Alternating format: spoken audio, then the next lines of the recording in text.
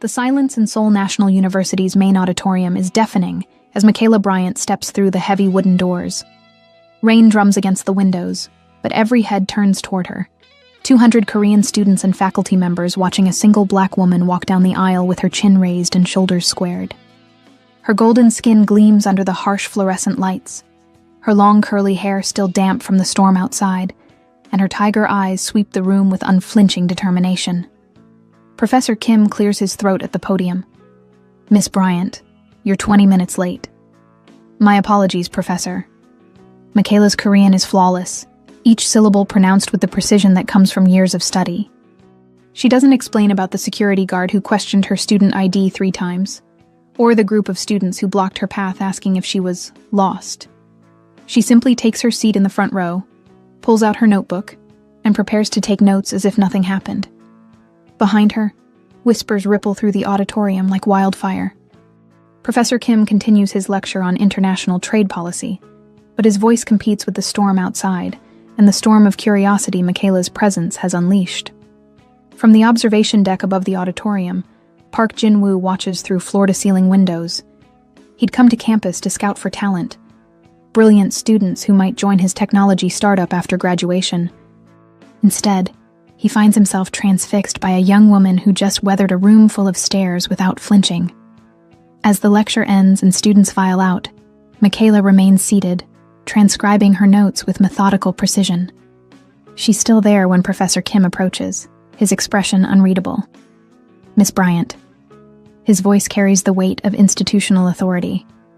"Perhaps we should discuss your integration into this program." Michaela looks up, and Jin-woo sees something flash in her eyes. Not fear, but the kind of steel that can cut through bureaucratic nonsense. "Is there something about my academic performance you'd like to discuss, Professor?" The challenge hangs in the air like electricity before lightning strikes, and Jin-woo realizes he's about to witness something that will change everything. For her, for him, and for destinies that are about to collide with the force of a perfect storm. What would you do if you discovered the most talented person you'd ever met was being systematically excluded from opportunities they'd earned? What if falling in love meant choosing between the world you inherited and the world you could help create? Subscribe to follow Michaela and Jin-woo's journey, as they discover that sometimes the most beautiful love stories begin with the courage to fight for what's right, even when the entire world seems determined to keep you apart. Professor Kim's office smells like old books and disappointment. Michaela sits across from his desk, her posture perfect, despite the weight of judgment pressing down from every corner of the room. Diplomas and awards line the walls, a fortress of academic achievement that somehow feels designed to make visitors feel small. "Your test scores are exceptional," Professor Kim admits, shuffling through her file. "Top of your class at Georgetown, recommendation letters that read like love songs to your intellect. But Miss Bryant..." He pauses, studying her face. "Seoul National University has certain expectations." Michaela's hands remain folded in her lap, but Jin-woo can see the tension in her shoulders from where he stands in the hallway outside the office. He hadn't meant to eavesdrop, but something about the conversation had frozen him in place. "What kind of expectations, Professor?" "Cultural integration, social harmony, understanding one's place in the academic hierarchy." Each word lands like a carefully placed stone. "Perhaps you might consider adjusting your approach, being less visible." The suggestion hits the air like a slap. Michaela's tiger eyes narrow, and Jin-woo sees exactly what had captivated him in the auditorium. This woman doesn't shrink. She expands. "Professor Kim," her voice remains level, controlled. "Are you suggesting that excellence should be invisible if it comes in a package you weren't expecting?" "I'm suggesting that wisdom lies in understanding the environment you're operating within." Michaela stands, and even through the glass door, Jin-woo can feel the power radiating from her small frame. Then perhaps the environment needs to expand its definition of wisdom. She turns toward the door, and Jin-woo realizes he's about to be caught listening. But when she steps into the hallway and sees him there, she doesn't look embarrassed or angry. She looks curious. "Interesting place to take a phone call," she says, noticing his phone pressed to his ear. A phone that hasn't rung once. Jinwoo lowers the device, feeling heat creep up his neck. In boardrooms full of senior executives, he commands respect with a glance. But this woman in her simple jeans and university sweatshirt has somehow rendered him speechless. The acoustics are better here, he manages. For eavesdropping? For considering job offers. The lie comes easily, but her raised eyebrow suggests she's not buying it. I'm Park Jinwoo. I run a technology startup. Michaela Bryant. I survive Korean academia. She extends her hand, and when he shakes it, her grip is firm, confident. Are you really offering me a job, or was that just cover for being nosy? The directness catches him off guard. In his world of calculated business moves and strategic conversations, her honesty feels revolutionary. Both, he admits. I heard what happened in there, and I heard how you handled it. Her expression softens slightly. And I think you'd be wasted in an environment that wants you to dim your light. Jinwoo pulls a business card from his wallet. Elegant, minimalist, expensive. We're always looking for brilliant people who aren't afraid to challenge conventional wisdom. Michaela studies the card, her eyes widening as she recognizes the company name. Park Technologies. You're that Park Jinwoo? Guilty. The one who revolutionized mobile payment systems in Korea? Also guilty. She looks at him differently now, and Jinwoo isn't sure if he likes the shift. In the span of 10 seconds, he's gone from mysterious eavesdropper to corporate prince, and he's not certain which version of himself she preferred.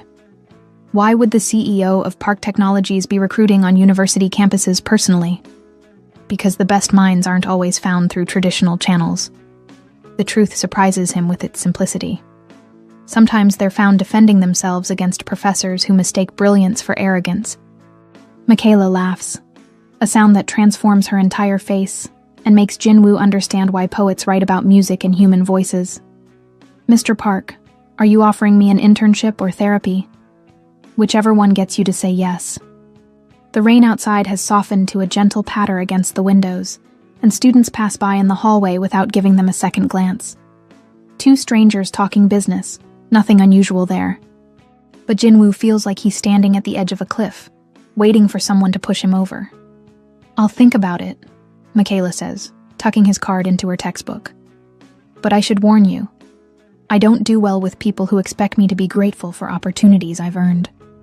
Good, Jinwoo replies without hesitation. Neither do I. As she walks away, her steps echoing in the corridor, Jinwoo realizes he's made a decision that has nothing to do with business strategy and everything to do with the way she carries herself like she owns the world, even when the world keeps trying to prove her wrong. But what he doesn't see is Sarah Kim watching from around the corner, her phone already buzzing with a text message that will set forces in motion neither of them could have anticipated. The Park Technologies building rises from Seoul's Gangnam district like a glass monument to innovation, its 42 floors reflecting the city's endless ambition.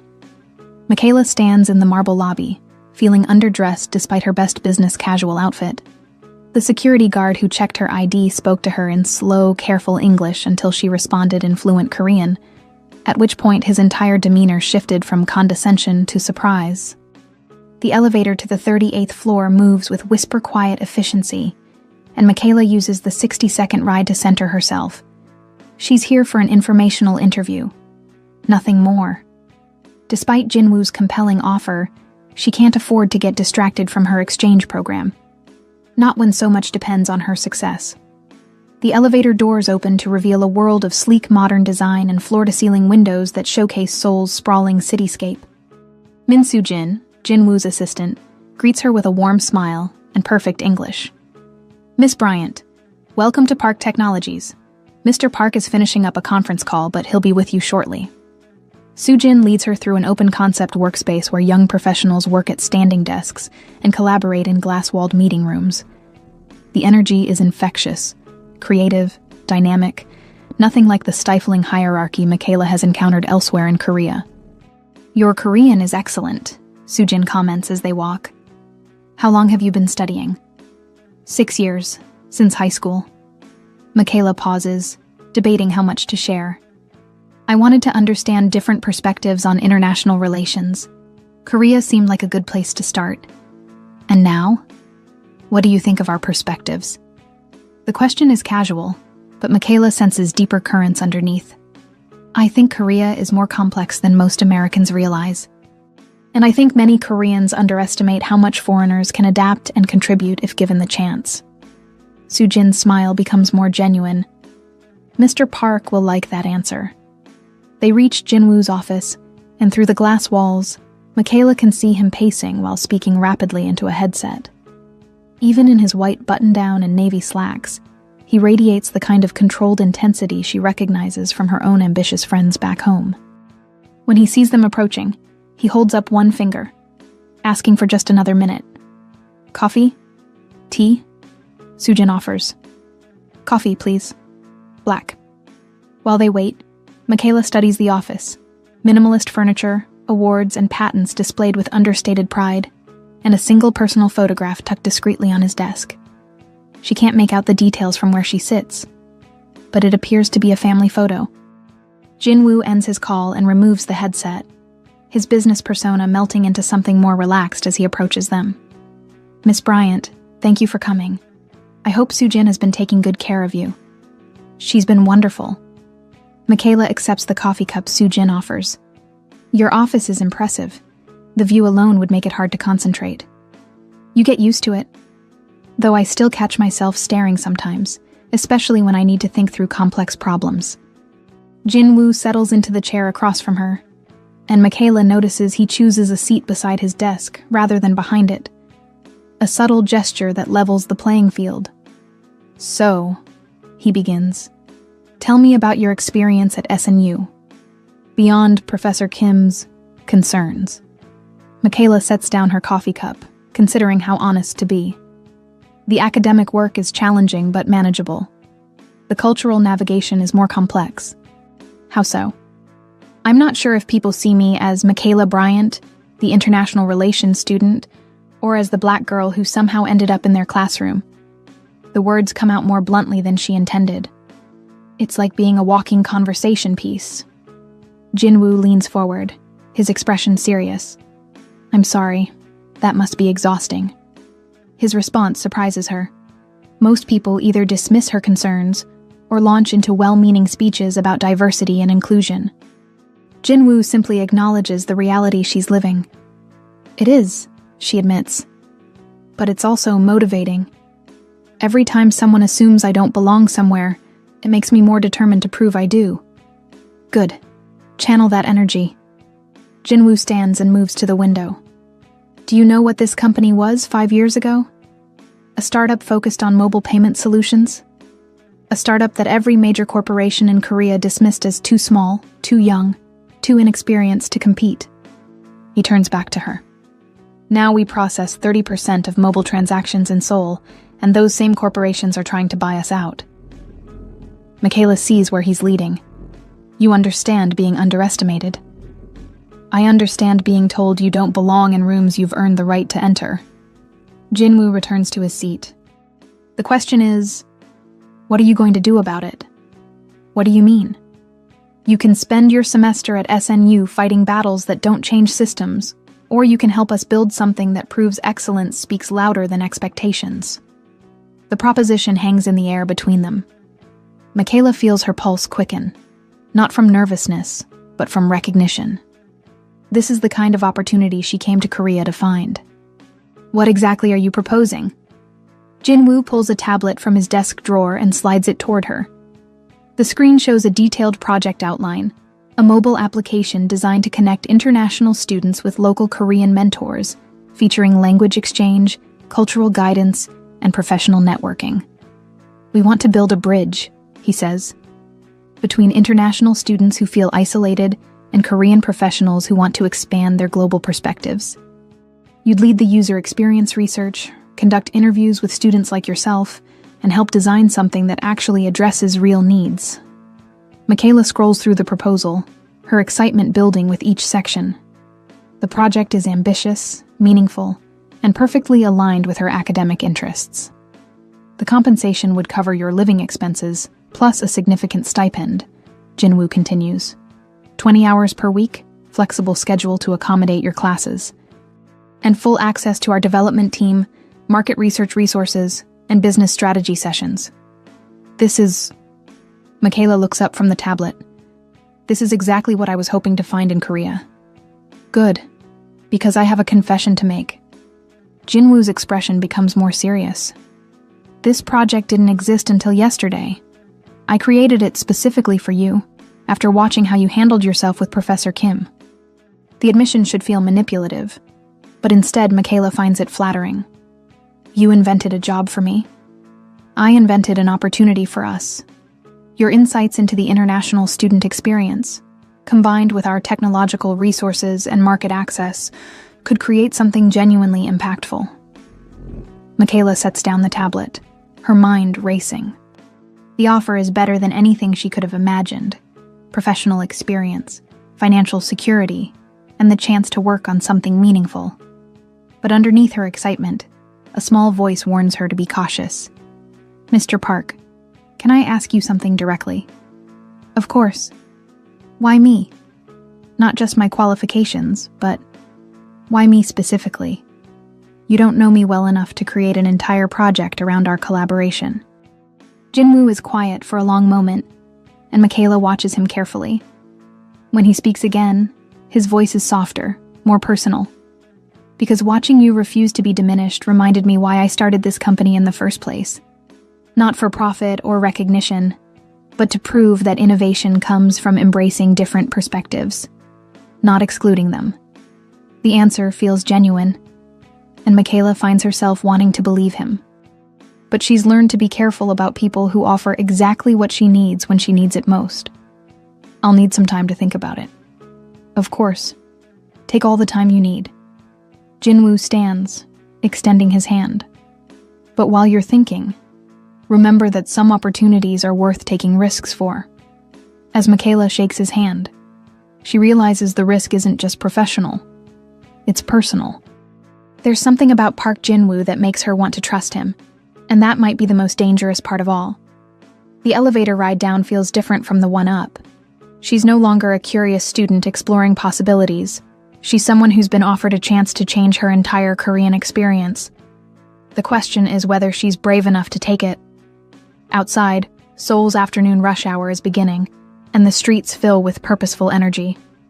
Michaela walks toward the subway station, Jinwoo's business card warm in her palm, knowing that whatever decision she makes will alter the trajectory of everything that comes next. The Park Technologies cafeteria buzzes with late afternoon energy as Michaela settles into her usual corner table with Soo-jin. It's been 3 weeks since she started her internship, and the rhythm of corporate life is beginning to feel natural. Her mobile app project has gained momentum, with user interviews revealing insights that surprised even Jinwoo's experienced development team. The senior leadership meeting went well, Soo-jin says, unwrapping her kimbap.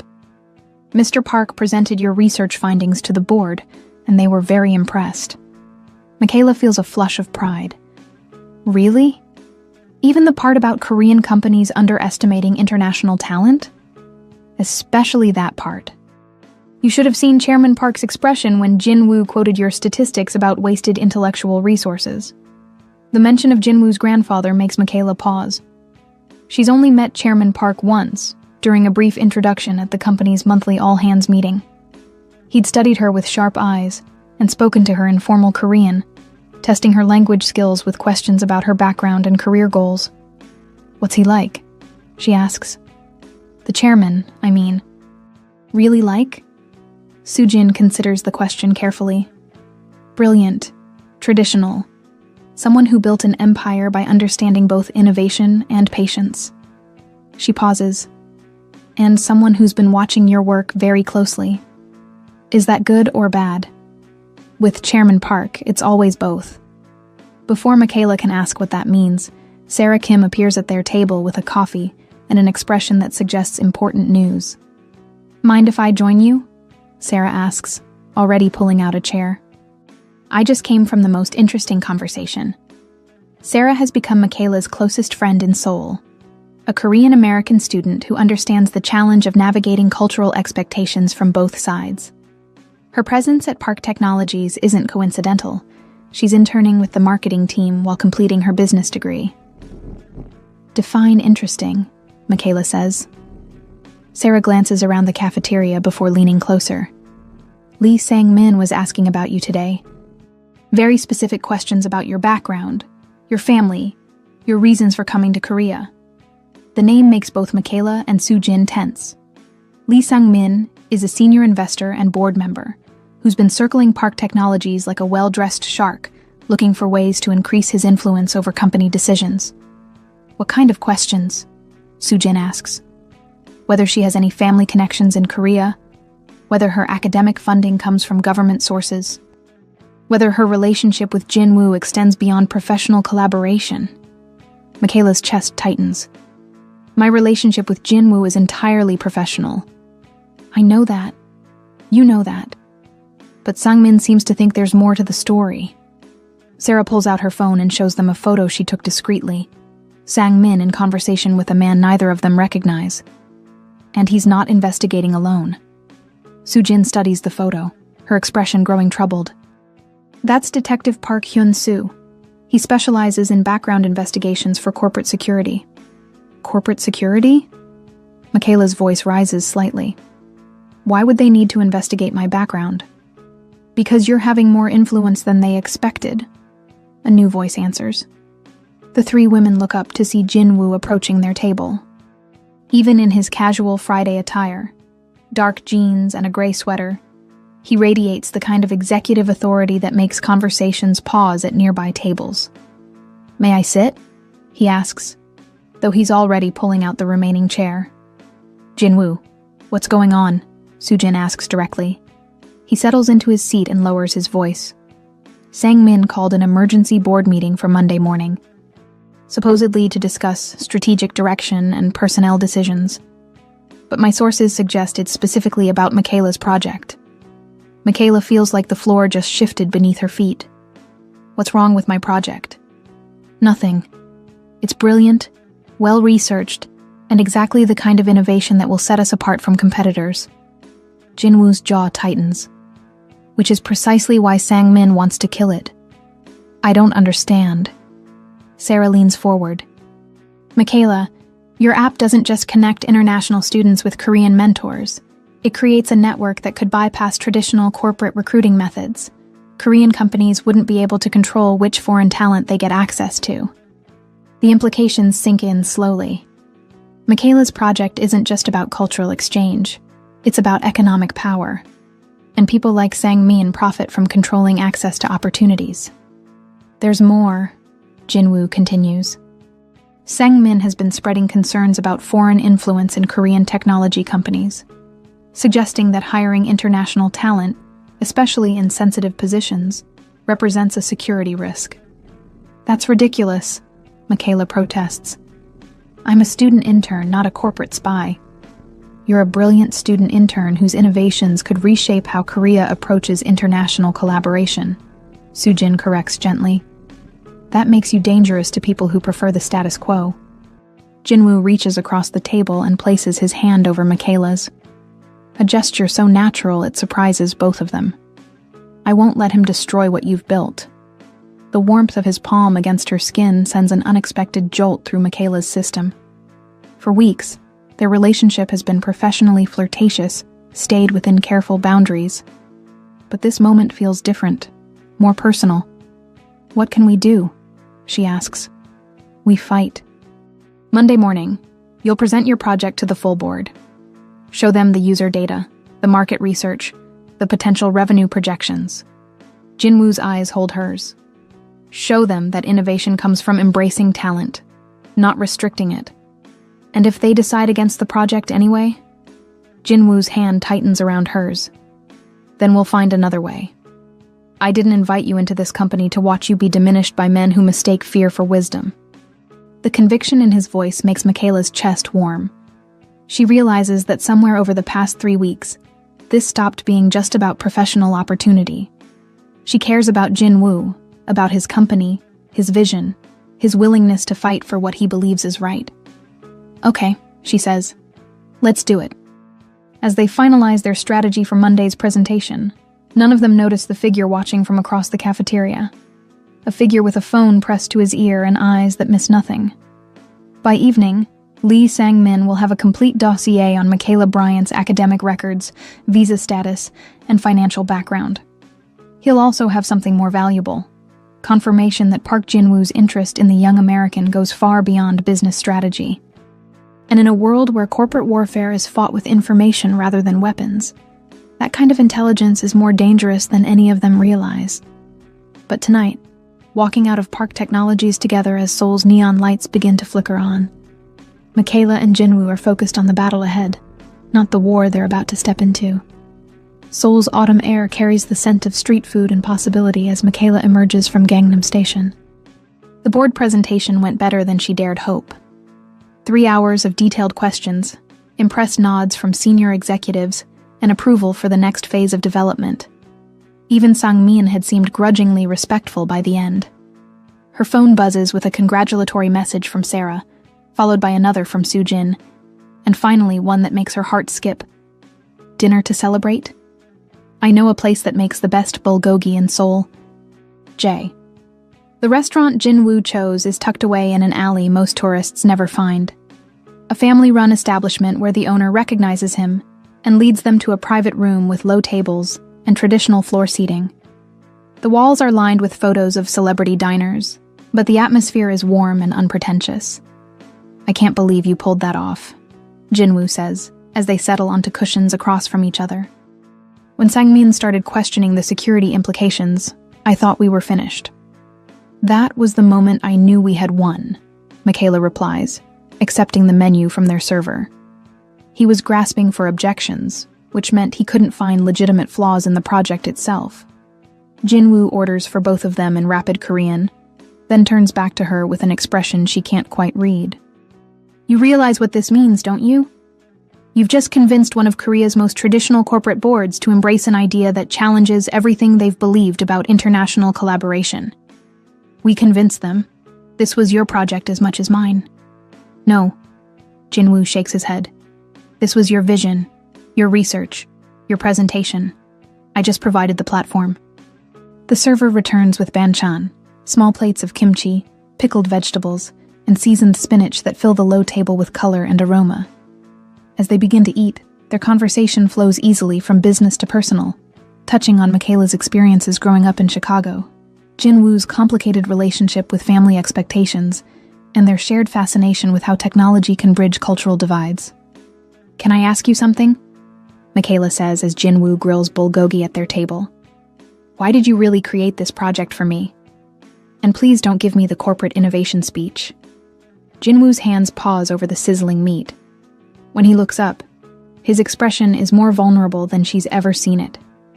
Because you reminded me of someone I used to be.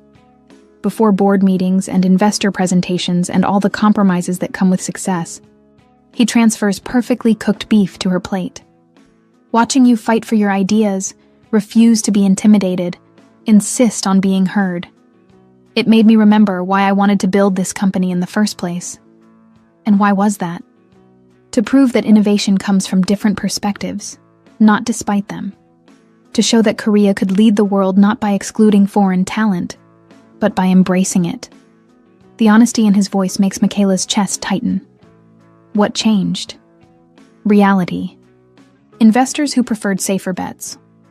Board members who measured success in quarterly profits rather than cultural impact. The gradual erosion of idealism by practical compromise. Michaela sets down her chopsticks. Jin-woo, you're 28 years old and you've already built something most people only dream about. Maybe the problem isn't that you've compromised your ideals. Maybe it's that you've forgotten how revolutionary they still are. Something shifts in his expression. Surprise, gratitude, and something deeper that makes her pulse quicken. Thank you, he says quietly. For what? For reminding me who I wanted to be when I grew up. They finish dinner as the restaurant fills with the evening crowd, their conversation growing more personal and intimate. When Jin-woo suggests walking along the Han River before calling a taxi, Michaela agrees without hesitation. The riverbank path is illuminated by streetlights and the distant glow of Seoul's skyline. Other couples stroll past them, some holding hands, others absorbed in quiet conversation. The autumn air is crisp but not cold. perfect for walking and talking and discovering that professional admiration has somehow evolved into something more complex. "Your Korean is really exceptional," Jin-woo comments as they pause at a scenic overlook. "How did you become so fluent?" "Stubbornness, mostly. I hate being excluded from conversations, so I made it my mission to understand every nuance." Michaela leans against the railing, her hair catching the breeze. "Plus, I wanted to read Korean literature in the original language. Poetry, especially. Do you have a favorite poet?" Ko-eun. His work about recovering from trauma and rebuilding after loss. She glances at him sideways. "What about you? Do you read poetry?" "Not as much as I should. Though I've always been drawn to pieces about transformation. How individuals and societies change and grow.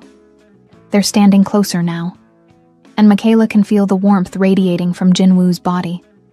The conversation has taken on the quality of deeper intimacy. The kind that happens when two people realize they're genuinely interested in each other's inner lives. "Michaela," Jin-woo says, his voice softer than usual. "Can I tell you something?" "Of course. Working with you these past few weeks has been the most energizing professional experience I've had in years. But it's also been..."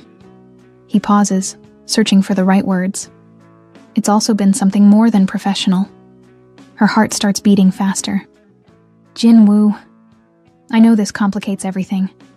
Employee relationships, cultural expectations, the board's perception of our project." His eyes hold hers in the dim light. "But I can't pretend that what I feel for you is purely about business collaboration." Michaela feels like she's standing at the edge of a cliff, exhilarated and terrified in equal measure. Every rational part of her mind warns against mixing personal feelings with professional opportunities. But when she looks at Jin-woo, she sees not just the CEO who gave her a chance, but a man whose passion for innovation matches her own, whose integrity has impressed her daily, whose gentle consideration has made her feel valued in ways that extend far beyond career advancement. "It's not purely professional for me either," she admits. The space between them seems to shrink without either of them moving. Jin-woo's hand comes up to touch her face, his thumb brushing across her cheek with infinite gentleness. "Are we about to make a terrible mistake?" he asks. "Probably," she whispers. But when he leans down and kisses her, it doesn't feel like a mistake. It feels like recognition, the moment when two people stop pretending they're not deeply attracted to each other and admit that some connections transcend professional boundaries. The kiss is soft at first, tentative, giving both of them the chance to pull away if they want to. But when Michaela responds by stepping closer and threading her fingers through his hair, Jin-woo deepens the connection with a passion that speaks of weeks of controlled desire finally finding expression. They break apart when the need for air becomes urgent, both breathing heavily and staring at each other with a mixture of wonder and alarm. "Wow," Michaela breathes. "Yeah, wow." They're still processing what just happened when a flash of light catches their attention. Across the path, a figure with a professional camera disappears into the shadows between streetlights. "Did you see?" Michaela starts. "Yeah." Jin-woo's expression hardens. "I saw." The romantic spell breaks as reality crashes back over them. They're not just two people who shared a moment. They're a Korean CEO and his American intern, whose personal relationship could be weaponized by anyone looking to undermine their professional success. Jin-woo, if that photo gets published, it changes everything. He runs a hand through his hair, his business mind already calculating damage control strategies. "Sang-man will use it to question both my judgment and your motivations." Michaela feels sick. "Maybe we should head back." "Yeah, we should." But as they walk toward the main road to catch a taxi, Jin-woo reaches for her hand and squeezes it gently. "Michaela?" "Yes?"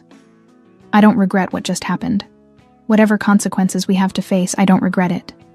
Despite everything, the complications, the potential scandal, the uncertainty about what comes next." Michaela finds herself smiling. "Neither do I." The taxi ride back to her dormitory is quiet, both of them lost in thought about what their relationship has become and what it might cost them. But when Jin-woo walks her to the building entrance and kisses her goodnight, briefly, sweetly, like a promise, Michaela realizes that some risks are worth taking, even when you can't predict where they'll lead. What she doesn't know is that the photographer who captured their kiss along the Han River has already sent the images to someone who's been waiting for exactly this kind of ammunition. And by morning, their private moment will become public currency in a game where love and ambition collide with devastating consequences.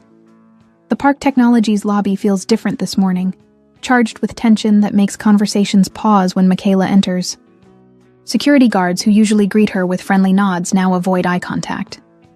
The elevator ride to the 38th floor seems longer than usual, filled with silence that speaks of secrets and whispered conversations. Soo-jin is waiting when the elevator doors open, her expression carefully neutral, but her eyes filled with concern. "Michaela, Mr. Park wants to see you immediately. Conference room B. Is everything okay? I think you should speak with him directly." The walk to the conference room feels like a death march. Through glass walls, Michaela can see other employees working at their desks, but their conversations seem muted, as if the entire floor is holding its breath. Conference room B overlooks Seoul's morning skyline, but Jin-woo isn't admiring the view. He's standing at the head of a long table, his expression grim, while Chairman Park sits in a leather chair that might as well be a throne. Between them lies a manila envelope that seems to contain the end of everything Michaela has built. "Please sit," Chairman Park says in formal Korean, his tone suggesting this is not a request. Michaela takes the chair opposite him, her hands folded in her lap despite their tendency to shake. Jin-woo remains standing, but his eyes meet hers briefly, a silent communication that offers support even in crisis. "Miss Bryant," Chairman Park continues, "it has come to our attention that your relationship with my grandson extends beyond professional collaboration." The words hit like physical blows. Michaela's mouth goes dry, but she forces her voice to remain steady. "Sir, I'm not sure what you're referring to." Chairman Park opens the manila envelope and slides 3 photographs across the table. They show Michaela and Jin-woo at the Han River, talking, laughing, and in the final image, kissing with passion that looks even more intimate captured in black and white. These were delivered to our offices this morning, along with a note suggesting that your internship was arranged for reasons unrelated to professional merit. Michaela stares at the photos, feeling like she's watching her dreams disintegrate in real time. The images are beautiful and damning, evidence of genuine connection that will be twisted into something sordid and manipulative. "Grandfather," Jin-woo's voice cuts through the silence. "This is a private matter between consenting adults.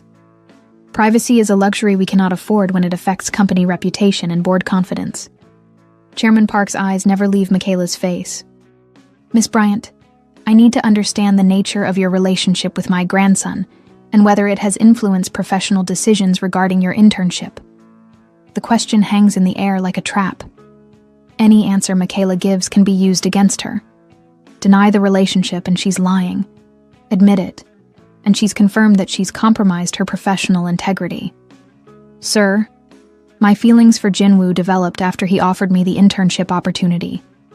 They had nothing to do with my initial selection or the success of my project. But they exist now. Yes, they exist now." Chairman Park nods, as if she's just confirmed his worst suspicions. "And how do you believe the board will react when these photographs are presented at tomorrow's emergency meeting?" Michaela's heart sinks. "Emergency meeting?" Jin-woo steps forward. "Sang-min called it this morning, ostensibly to discuss maintaining corporate ethics and professional boundaries." The pieces fall into place with devastating clarity. The photographer, the strategic timing, the board meeting. This is orchestrated character assassination designed to destroy both her project and her relationship with Jin-woo. "What do you want from me?" Michaela asks directly. Chairman Park studies her for a long moment. "I want you to resign from your internship effective immediately. Issue a statement explaining that you're returning to your academic studies to focus on your education. Leave Korea quietly, and will ensure your exchange program continues without administrative complications. And if I refuse, then you'll face a board review that questions not only your professional ethics, but your visa status, your academic funding, and your future opportunities in Korea." His voice remains calm, but the threat is unmistakable. I have no desire to destroy a young woman's career, Miss Bryant, but I will protect my family's interests.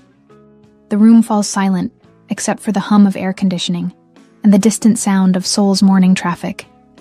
Michaela feels like she's drowning, not just in consequences, but in the sudden understanding of how powerless she truly is in this world of wealth and influence. Can I have some time to think about it? You have until tomorrow morning. Michaela stands, her legs unsteady but her voice clear. Mr. Chairman, can I ask you one question? Of course. Do you believe my work has been valuable to this company? Chairman Park's expression softens almost imperceptibly. Your work has been exceptional. Under different circumstances, you would have a bright future here. But because I fell in love with your grandson, that future is impossible. Because you fell in love with my grandson, that future has become a liability we cannot afford. The distinction feels like a knife between her ribs. Michaela turns to Jinwoo, whose face reflects a mixture of rage and helplessness she's never seen before. Don't say anything, she tells him quietly. Not yet. Let me think about this. He nods, but she can see the struggle in his eyes, the desire to fight for her battling against the reality of what that fight would cost both of them. The walk back to the elevator feels endless. Other employees glance at her with expressions ranging from sympathy to curiosity to carefully concealed judgment. By now, rumors are probably spreading through every floor of the building. Sujin accompanies her down to the lobby, her silence more supportive than any words could be. It's only when they reach the street that she finally speaks. For what it's worth, I think what they're doing to you is wrong. Wrong but effective, Michaela replies. They've found the one thing that makes me vulnerable, and they're using it perfectly. What will you do? Michaela looks up at the Park Technologies building, at the windows of the 38th floor where Jinwoo is probably being lectured about corporate responsibility and family loyalty.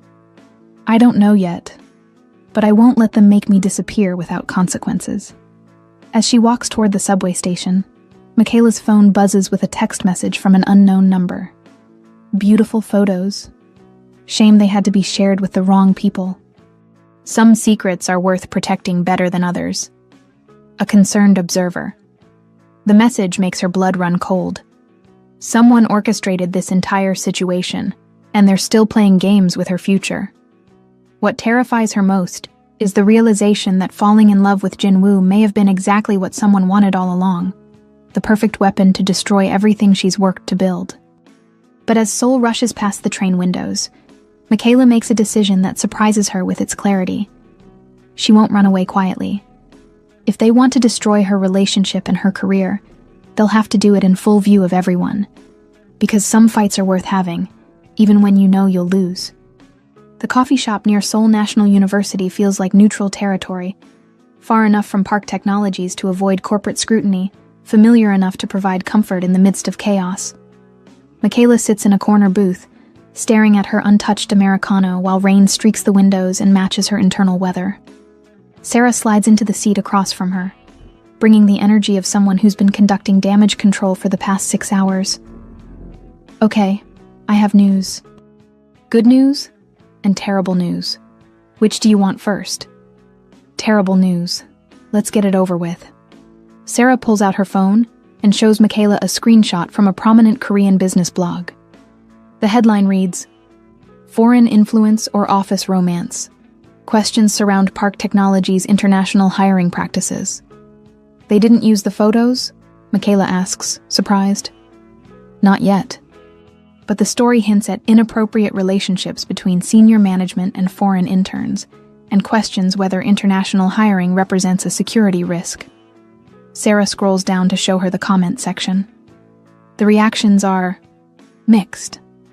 Michaela scans the comments, her Korean good enough to understand the range of responses. Some defend her right to workplace equality, others question whether foreign students should be given such prominent roles, and several make observations about her race that make her stomach clench. And the good news? The good news is that you have more allies than you realize. Sarah puts away her phone and leans forward conspiratorially. Sujin has been conducting her own investigation into who leaked those photos. Guess what she found? What? The photographer was hired by a private investigation firm that has Lee Sang-min as a client. This whole thing was orchestrated to undermine both you and Jin-woo. Despite everything, Michaela feels a surge of vindication. So, this was never about corporate ethics or professional boundaries. This was about removing you before your project could challenge too many traditional power structures. You were getting too influential, too successful, too visible. Michaela's phone buzzes with an incoming call. Jin-woo's name appears on the screen, but she hesitates before answering. "Are you going to talk to him?" Sarah asks. "I don't know what to say. His grandfather made it clear that continuing our relationship will destroy both our careers. And if you end it, then Sang-min wins. The project dies, I slink back to the United States with my tail between my legs, and nothing changes." Sarah reaches across the table and covers Michaela's hand with hers. There's a third option, which is fight back, publicly. Make them justify their position instead of letting them control the narrative. The phone stops ringing, then immediately starts again. This time, Michaela answers. "Hello, Jin-woo. Where are you? We need to talk." His voice sounds strained, exhausted. She can imagine him in his office, fielding calls from board members and reporters while trying to figure out how to protect both her and his company. "I'm with Sarah, near campus. Can I come to you? I can't have this conversation at the office." Michaela looks at Sarah, who nods encouragingly. "Yes, but Jin-woo? Yeah? Whatever you're planning to do, make sure you're doing it for the right reasons. Don't sacrifice your company for me." "My company isn't worth anything if I have to sacrifice you to keep it." The line goes quiet, as both of them process what he's just said. Finally, Michaela gives him the coffee shop's address and hangs up. "He's on his way," she tells Sarah. "Good. You two need to figure out whether you're going to face this together or separately, because hiding isn't working for either of you." 20 minutes later, Jin-woo enters the coffee shop, looking like he's aged 5 years in one day. His usually perfect hair is disheveled, his tie loosened, his expression carrying the weight of impossible decisions. He approaches their table cautiously, as if unsure of his welcome. "Mind if I sit?" Michaela gestures to the chair beside Sarah. "How bad is it at the office?" "Bad. 3 board members have called emergency meetings to discuss corporate governance and ethical oversight. The business blog story has been picked up by 2 major news outlets.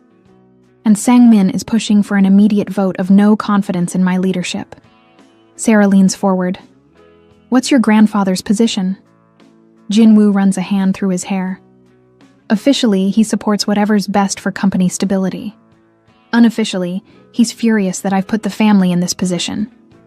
"And what do you think is best for company stability?" Michaela asks quietly. Jin-woo meets her eyes directly. "I think the best thing for company stability would be proving that our success comes from embracing talent, not excluding it based on politics or prejudice." "That's not what I asked." He's quiet for a moment, then reaches across the table to take her hand. "I think the best thing for company stability would be showing the world that Park Technologies stands behind its values even when it's difficult." The gesture is bold, holding her hand in public when their relationship is already under scrutiny. But it also feels like a declaration, a refusal to hide what he feels for her. "Jin-woo," Michaela says carefully, "I need you to understand something. If we continue this relationship, it will cost you. Maybe not immediately, but eventually. Board positions, business partnerships, social standing, all of it will be affected by your association with me. Do you think I don't know that? I think you haven't experienced it yet. I've been living with those costs my entire life. You haven't." Jin-woo's grip on her hand tightens. "Then teach me. Show me how to navigate a world that makes you choose between personal happiness and professional success." The request catches Michaela off guard. She's used to people who want her to adapt to their world, not people who want to learn to navigate hers. "It's not a lesson you can learn in theory," she warns. "Once you take this path, there's no going back to being the corporate prince who never had to prove he belonged." "Good. I'm tired of being that person anyway." Sarah, who has been watching this exchange with growing amazement, finally speaks up. Are you two seriously talking about taking on one of Korea's most powerful business networks for the sake of your relationship? We're talking about taking them on for the sake of principles that should matter more than politics, Jinwoo corrects. Michaela's relationship with me is just the catalyst. Same thing, Sarah points out, and it's either incredibly romantic or completely insane. Why can't it be both?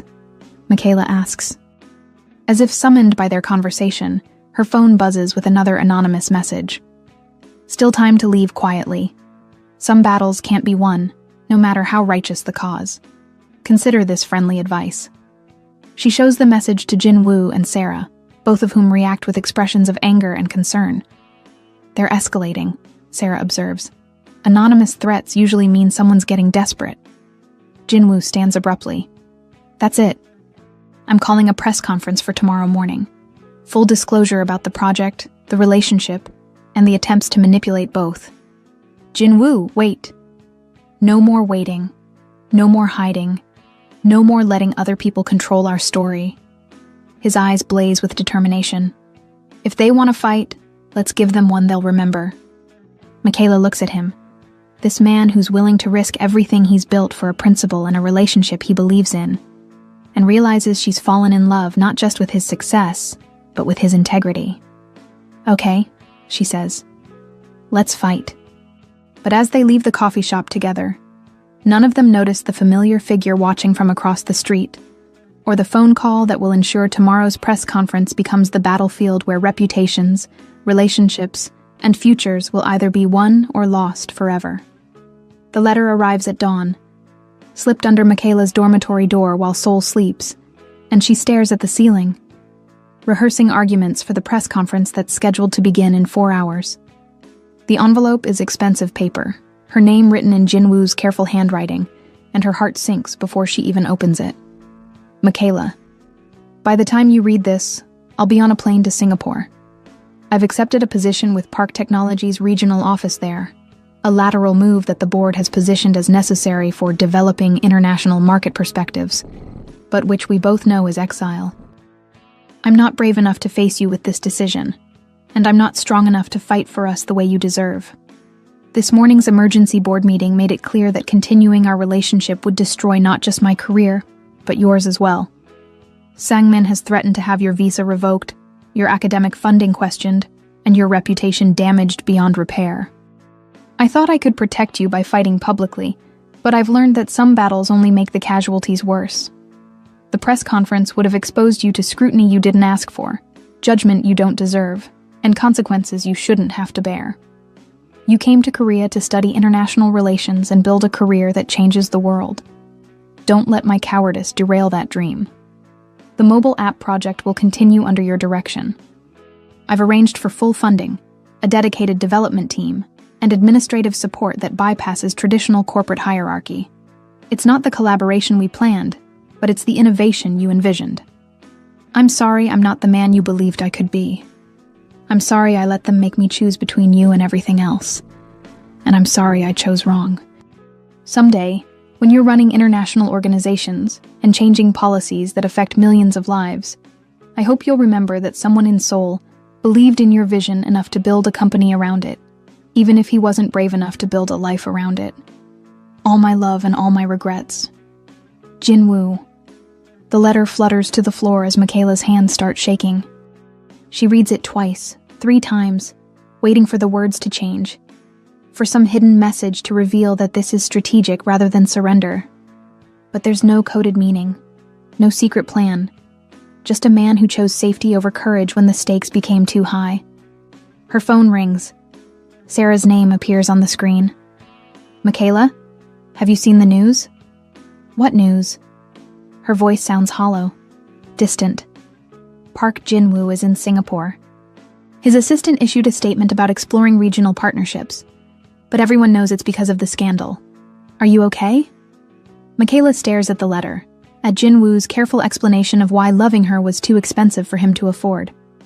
I'm fine. You don't sound fine. I'm processing. There's a long pause. Do you want me to come over? No, I need to think. She hangs up and sits on her narrow dormitory bed. surrounded by the detritus of her Korean experience, textbooks on international trade, notes from her internship project, photos of soul adventures with Sarah, and now a farewell letter that reads like an obituary for everything she'd started to hope for. The press conference was supposed to happen in 3 hours. Reporters were expecting statements from both Jinwoo and Michaela about their relationship, their project, and their response to corporate pressure.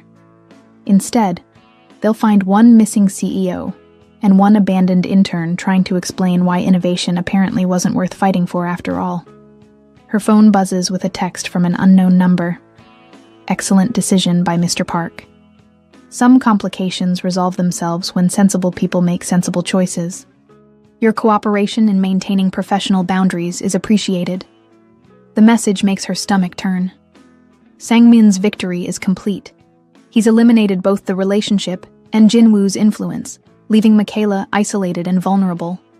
Worse, he's done it by making Jinwoo complicit in his own defeat. But as Michaela stares at the letter, she realizes something that surprises her. She's not just heartbroken. She's furious. Furious that Jinwoo abandoned their project and their relationship without consulting her. Furious that he made decisions about her future without including her in the conversation. Furious that he chose to protect her by eliminating himself rather than trusting her to fight alongside him. Most of all, she's furious that he's given Sang-min exactly what he wanted, proof that foreign talent can be intimidated into compliance when the pressure becomes uncomfortable. Her phone rings again. This time, it's Soo-jin. Michaela, I just heard about Jinwoo's transfer. Are you... I'm going to the press conference. What? But Jinwoo isn't here to... I'm going to the press conference, Michaela repeats, her voice growing stronger.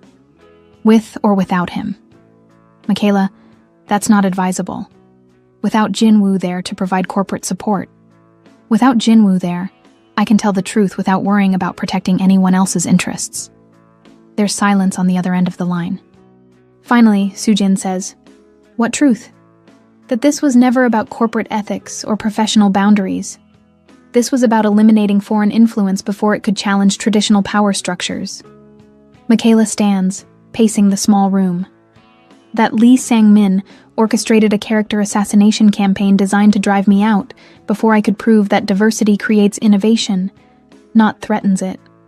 Michaela, if you go public with those accusations without evidence, then help me find evidence. You've been investigating the photographer, right? What else have you discovered? Soo-jin is quiet for a moment. When she speaks again, her voice is different, conspiratorial, determined. More than you might expect. Can you meet me at the coffee shop near your campus in an hour? Why? Because if you're serious about fighting back, you'll need ammunition. And I may have found something that changes everything. An hour later, Michaela sits across from Soo-jin in the same coffee shop where she'd received Jinwoo's business card weeks ago. The irony isn't lost on her. Returning to the place where this all began, now preparing to end it on her own terms. Soo-jin slides a manila folder across the table, her expression intense. Before you open that, I need you to understand something. Once you see what's inside, there's no going back. This information will destroy Lee Sang-min's career, but using it will also make you a permanent enemy of some very powerful people. Michaela's fingers trace the edge of the folder. What did you find? Evidence that Sang-min has been systematically sabotaging international partnerships to maintain control over traditional business networks. The photographer was just the tip of the iceberg. Soo-jin leans forward. He's been feeding negative stories about foreign employees to business journalists, pressuring visa authorities to create administrative delays for international talent, and using private investigators to gather blackmail material on anyone who threatens the status quo. How do you know all this? Because I've been documenting it for months. Every suspicious coincidence, every conveniently timed obstacle, every whisper campaign that mysteriously gained traction in the media. Soo-jin's eyes are bright with anger. I started investigating when I noticed the pattern, but I accelerated my efforts when he targeted you. Michaela opens the folder and finds a comprehensive dossier, bank records showing payments to private investigators, email threads discussing foreign talent concerns, recorded phone conversations where Sang-min explicitly strategizes about eliminating international competition. It's damning, detailed, and exactly the kind of evidence that could destroy a man's career. Soo-jin, this is incredible work. But why are you helping me? This could cost you your job. Because I'm tired of watching brilliant people be diminished by men who mistake xenophobia for patriotism. Soo-jin's voice is steady, resolute. And because someone needs to prove that Korea's future depends on embracing different perspectives, not excluding them. Michaela studies the documents, her mind racing. If I present this at the press conference, it won't just be about my relationship with Jinwoo anymore. It'll be about corporate corruption and systematic discrimination. Which is what it was always about. Your relationship was just the convenient excuse. Before Michaela can respond, her phone buzzes with an incoming call. Chairman Park's name appears on the screen, and her stomach drops. Answer it, Soo-jin says. But put it on speaker. Michaela accepts the call with trembling fingers. Mr. Chairman? Miss Bryant, I trust you've received my grandson's letter by now.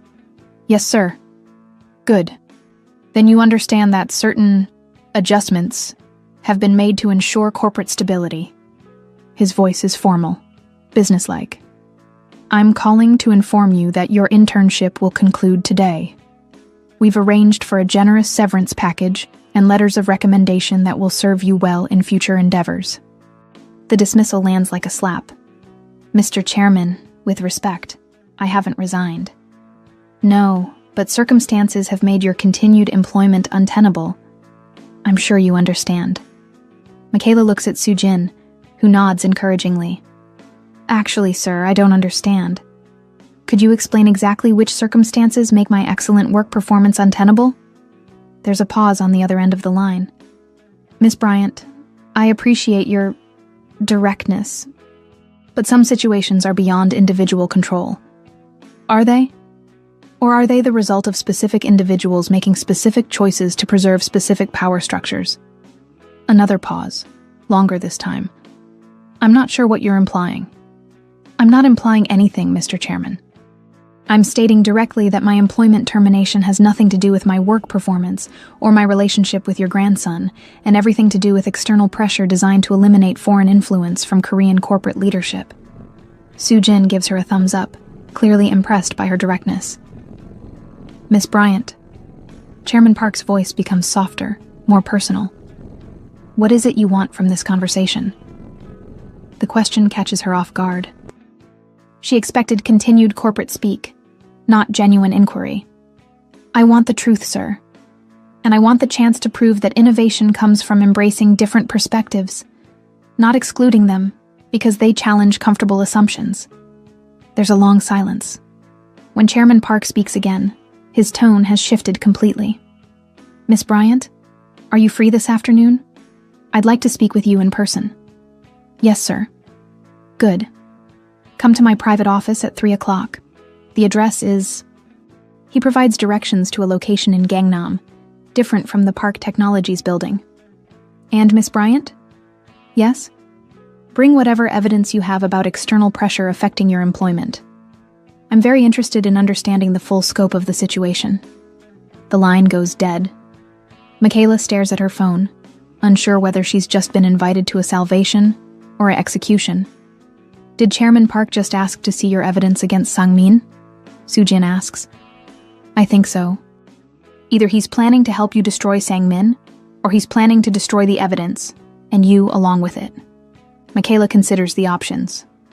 Only one way to find out. Are you sure about this? Chairman Park is legendary for his strategic thinking. He doesn't make moves unless he's already calculated all the outcomes. Then maybe it's time someone showed him an outcome he hasn't calculated. Michaela closes the folder and stands. Are you willing to come with me? To potentially throw away my career by confronting one of Korea's most powerful businessmen with evidence of corporate corruption? Soo-jin grins. Absolutely. As they leave the coffee shop, Michaela feels something she hasn't experienced since Jinwoo's departure. Hope. Not the romantic hope that had sustained her through their relationship, but something more powerful. The hope that comes from refusing to be diminished, even when the entire world seems designed to make you smaller. Chairman Park's private office is located in a building that speaks of old money and older power.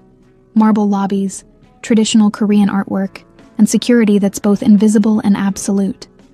When they arrive at 3 o'clock, they're escorted to a conference room that overlooks Seoul's sprawling metropolis. Chairman Park enters alone, dressed in a charcoal suit that probably costs more than Michaela's annual tuition. But his expression isn't the cold business mask she expected. It's curious, almost respectful. "Miss Bryant, Miss Min." He nods to both women. "Thank you for coming. Please sit." They settle around a small conference table, and Chairman Park pours tea with the careful ritual of someone who understands that important conversations require proper preparation. "Miss Bryant, my grandson believes he protected you by leaving Korea. Do you agree with his assessment?" The question is direct, personal. "No, sir. I believe he protected himself by avoiding a fight he wasn't sure he could win." "And you? Are you sure you can win?" Michaela meets his gaze directly. "I'm sure I'd rather lose fighting for something meaningful than win by accepting something unjust." Chairman Park nods slowly. "Show me what you've discovered." For the next hour, Michaela and Soo-jin present their evidence methodically. The photographs, the financial records, the documented pattern of Sang-min's interference. Chairman Park listens without interruption, occasionally asking for clarification, but never challenging their conclusions. When they finish, he sits back in his chair and studies them both. "This is quite compelling," he says finally, "and quite damaging to someone I've considered a trusted advisor." "What will you do with it?" Michaela asks. "What would you do with it?"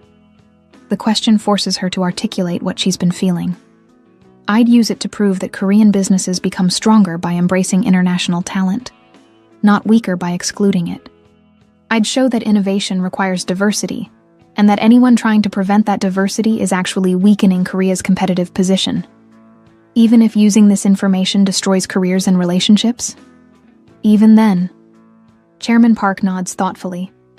"Miss Bryant, would you be surprised to learn that I've been conducting my own investigation into Lee Sang-min's activities?" Michaela's heart skips. "You have?" "For months. Your situation was simply the final piece of evidence I needed." He opens his own folder and slides documents across the table. "Sang-min has been systematically undermining not just international hiring, but any initiative that threatened his influence over company decisions. Your project was threatening because it would have created networks he couldn't control. Then why didn't you stop him sooner?" "Because I needed him to reveal the full extent of his activities before I acted. In business, as in warfare, it's better to defeat an enemy completely than to simply inconvenience them. The implications sink in slowly. Are you saying you've been protecting me?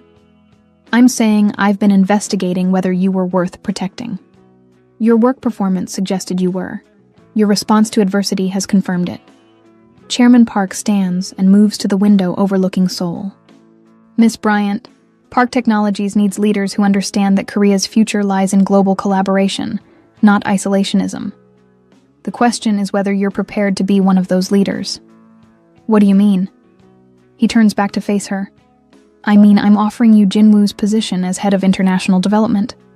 Full executive authority, competitive salary, and the resources to build programs that demonstrate how diversity drives innovation." The offer hits her like a physical force. "Mr. Chairman, I'm a student. I'm 22 years old. I don't have the experience. You have something more valuable than experience. You have vision, courage, and the ability to see possibilities that others miss." His eyes hold hers. "The question is whether you're brave enough to accept responsibilities that will make you a target for people who prefer the status quo."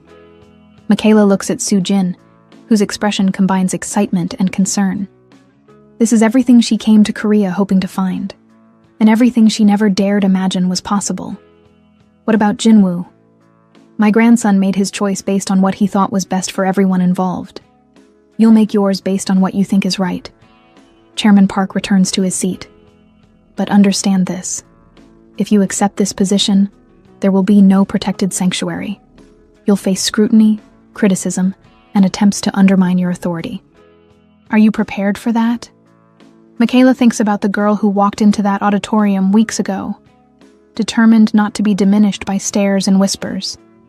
She thinks about the woman who refused to let Professor Kim make her invisible, who built a project that challenged assumptions, who fell in love with someone brave enough to see her potential. Yes, sir. I'm prepared for that. Good. Chairman Park smiles for the first time since she's known him. Then welcome to Park Technologies, Executive Director Bryant. Your first task is presenting your strategic vision to the board of directors tomorrow morning. What about Sang-min? Mr. Lee will be tendering his resignation this afternoon. Personal reasons, of course. As they shake hands, sealing an agreement that will change the trajectory of her entire life, Michaela realizes that some battles are won not through confrontation, but through proving yourself worthy of victory. And sometimes the most powerful people are waiting to see if you're strong enough to deserve their support. But what she doesn't know is that across the city, Jin Woo is boarding a plane back from Singapore, having discovered that running away from love doesn't make the love disappear. It only makes the regret more painful. And by tomorrow morning, both of their worlds will shift again in ways neither of them anticipated. The Park Technologies boardroom has never felt more like a gladiatorial arena. Michaela stands at the head of the conference table, her presentation materials arranged with military precision, facing 12 board members who represent decades of Korean corporate tradition and billions of won in market influence. The morning light streaming through floor-to-ceiling windows casts everything in sharp relief, including the empty chair where Lee Sang-min should be sitting. Ladies and gentlemen, Chairman Park begins in Korean, his voice carrying the authority that built an empire. I'd like to introduce Executive Director Michaela Bryant, who will be presenting our new international development strategy. A ripple of surprise moves through the room. Several board members exchange glances. They'd expected a damage control session about the American intern scandal, not a promotion announcement for the woman at the center of it. Michaela steps forward, her hands steady despite the magnitude of the moment. For weeks, she's been the foreign student asking for opportunities. Today, she's the executive presenting strategic vision to people who can either make or destroy her career with a single vote. Honorable board members, she begins in flawless Korean, I stand before you not as an intern seeking approval, but as a leader presenting the future of Korean innovation. She clicks to her first slide, a graph showing Korea's declining market share in international technology sectors. Our competitors are not other Korean companies. They're global networks that leverage diverse talent to create breakthrough innovations. While we debate whether to include international perspectives, they're already building products that serve global markets. Board member Kim Yun-ho, a stern woman in her 60s, leans forward. Miss Bryant, your background is impressive, but what qualifies you to advise Korean corporations on international strategy? The challenge is direct, testing whether she'll defer to authority or claim her expertise. Michaela chooses to claim it. Mrs. Kim, my qualification is not my background, it's my results. In 3 months as an intern, I designed a platform that connected international students with Korean professionals, generating 12,000 user registrations and establishing partnerships with 5 major universities. That wasn't theory. That was innovation that worked. She clicks to the next slide, showing user data and engagement metrics that make several board members sit up straighter. But more importantly, my qualification is my perspective. I understand both the challenges international talent faces in Korean markets and the opportunities Korean companies miss when they exclude that talent. Board member Park Dong-il, a younger man who built his reputation in tech startups, raises his hand. What specifically are you proposing? Michaela advances to her strategic overview. A comprehensive international talent development program with 3 components. First, structured mentorship connecting Korean executives with international professionals. Second, cross-cultural innovation labs where diverse teams tackle market-specific challenges. Third, leadership exchange programs that send Korean managers to international markets while bringing international executives to Seoul. And the return on investment? Asks Mrs. Kim. Conservative projections show 30% revenue growth in international markets within 2 years, based on improved product localization and expanded market penetration. Michaela clicks to financial projections. More aggressive projections, if we fully embrace innovative approaches, show 60% growth. The room falls silent as board members study the numbers, These aren't feel-good diversity initiatives. They're strategic business propositions backed by data. But before anyone can respond, the conference room doors open, and a figure enters that makes Michaela's heart stop. Jin-woo walks in, travel-worn but determined, still carrying the weight of Singapore humidity and 36 hours without sleep. His eyes find hers across the room, and she sees something she didn't expect. Pride, admiration, and an apology that speaks louder than words. "Mr. Park," Chairman Park says without missing a beat. "How good of you to join us." Miss Bryant was just presenting her strategic vision for international development. Jin-woo takes the empty seat at the far end of the table, never breaking eye contact with Michaela. "Please continue, Executive Director Bryant." The title sounds different in his voice. Not patronizing or strategic, but respectful, genuine. He's acknowledging not just her promotion, but her authority. Michaela takes a steadying breath and continues her presentation. But now she's performing for an audience of 1 as much as 12. Every strategic point becomes a declaration of the vision she'd hoped to build with him. Every innovative proposal becomes evidence of the partnership he'd abandoned. The key insight, she explains, is that innovation doesn't come from homogeneous teams solving problems they all understand the same way. Innovation comes from diverse perspectives collaborating to find solutions none of them could discover alone. Jin-woo nods, and she realizes he's not just listening to her business strategy. He's hearing her explanation of why their relationship mattered, why their different backgrounds created something more powerful than either of them could achieve separately. "Questions?" Chairman Park asks when she finishes. Mrs. Kim speaks first. "Miss Bryant, this is impressive work. But implementing these programs would require significant cultural shifts within our corporate structure. Are Korean companies ready for that level of change?" With respect, Mrs. Kim, the question isn't whether Korean companies are ready for change. The question is whether they're ready to be left behind by companies that embrace change first. Park Dong-il laughs, a sound of genuine appreciation. Bold answer. I like it. The discussion continues for 20 minutes, with board members probing financial projections, implementation timelines, and cultural integration strategies. Michaela answers each question with confidence that surprises even her, drawing on research she'd conducted, insights from her user interviews, and strategic thinking that proves she's ready for executive responsibility. Finally, Chairman Park calls for a vote. All in favor of approving Executive Director Bryant's international development strategy and her leadership of these initiatives. Hands rise around the table, slowly at first, then with growing momentum. When the count is finished, the vote is 10-2 in favor. "Congratulations, Executive Director Bryant," Chairman Park says. "You now have the authority and resources to prove that innovation comes from embracing diversity, not excluding it." As board members file out, offering congratulations and strategic suggestions, Jin-woo remains seated at the far end of the table. When the room finally empties except for the two of them, the silence becomes profound. "That was incredible," he says finally. "Thank you." "I mean it, Michaela. Watching you command that room, present that vision, earn their respect. It reminded me why I fell in love with you in the first place. The past tense stings. Fell in love. Not fall in love." Jin-woo stands and moves closer, but maintains respectful distance. "I came back because I realized something in Singapore. Running away from what scared me didn't make the fear disappear. It just made me a coward who abandoned the person I care about most when she needed support. I didn't need support, Jin-woo. I needed partnership.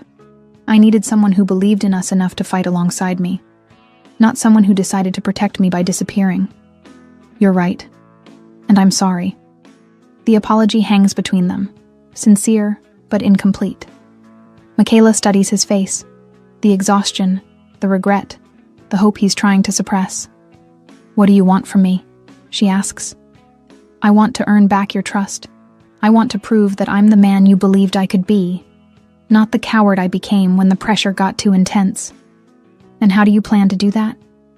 Jin-woo pulls an envelope from his jacket, different from the farewell letter. This one sealed with his company's logo. "My formal resignation from Park Technology's Singapore office and my application to work under your authority as part of the international development team." Michaela stares at the envelope, understanding its significance. You want to work for me? I want to work with you. As equals this time, not as CEO and intern. As partners building something meaningful. The offer is everything she'd hoped for weeks ago, but coming now, after his abandonment and her independent success, it feels complicated. Jinwoo, I don't need you anymore. Not professionally. I've proven I can build this vision without your support. I know. That's what makes me want to be part of it even more. She takes the envelope, feeling its weight. If I accept this, you'll report to me. Follow my strategic direction. Accept my authority over projects you used to control. Yes. And our personal relationship will be whatever you decide it should be. I forfeited the right to expectations when I chose to run instead of fight. Michaela looks out the conference room windows at Seoul's bustling landscape. The city where she'd arrived as an uncertain exchange student and was now departing as a corporate executive. The transformation feels impossible and inevitable simultaneously. I'll consider your application, she says finally. But Jinwoo? Yeah? If we do this, we do it right. No special treatment because of our history.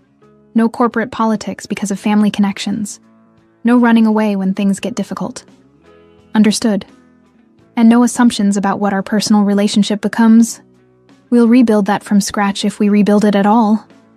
Jinwoo nods, hope and uncertainty warring in his expression. I understand. And Michaela? What? I'm proud of you. For fighting when I ran. For succeeding when I doubted. For becoming the leader I always knew you could be. As she walks out of the conference room, her conference room now, Michaela realizes that some stories don't end with reunion and reconciliation.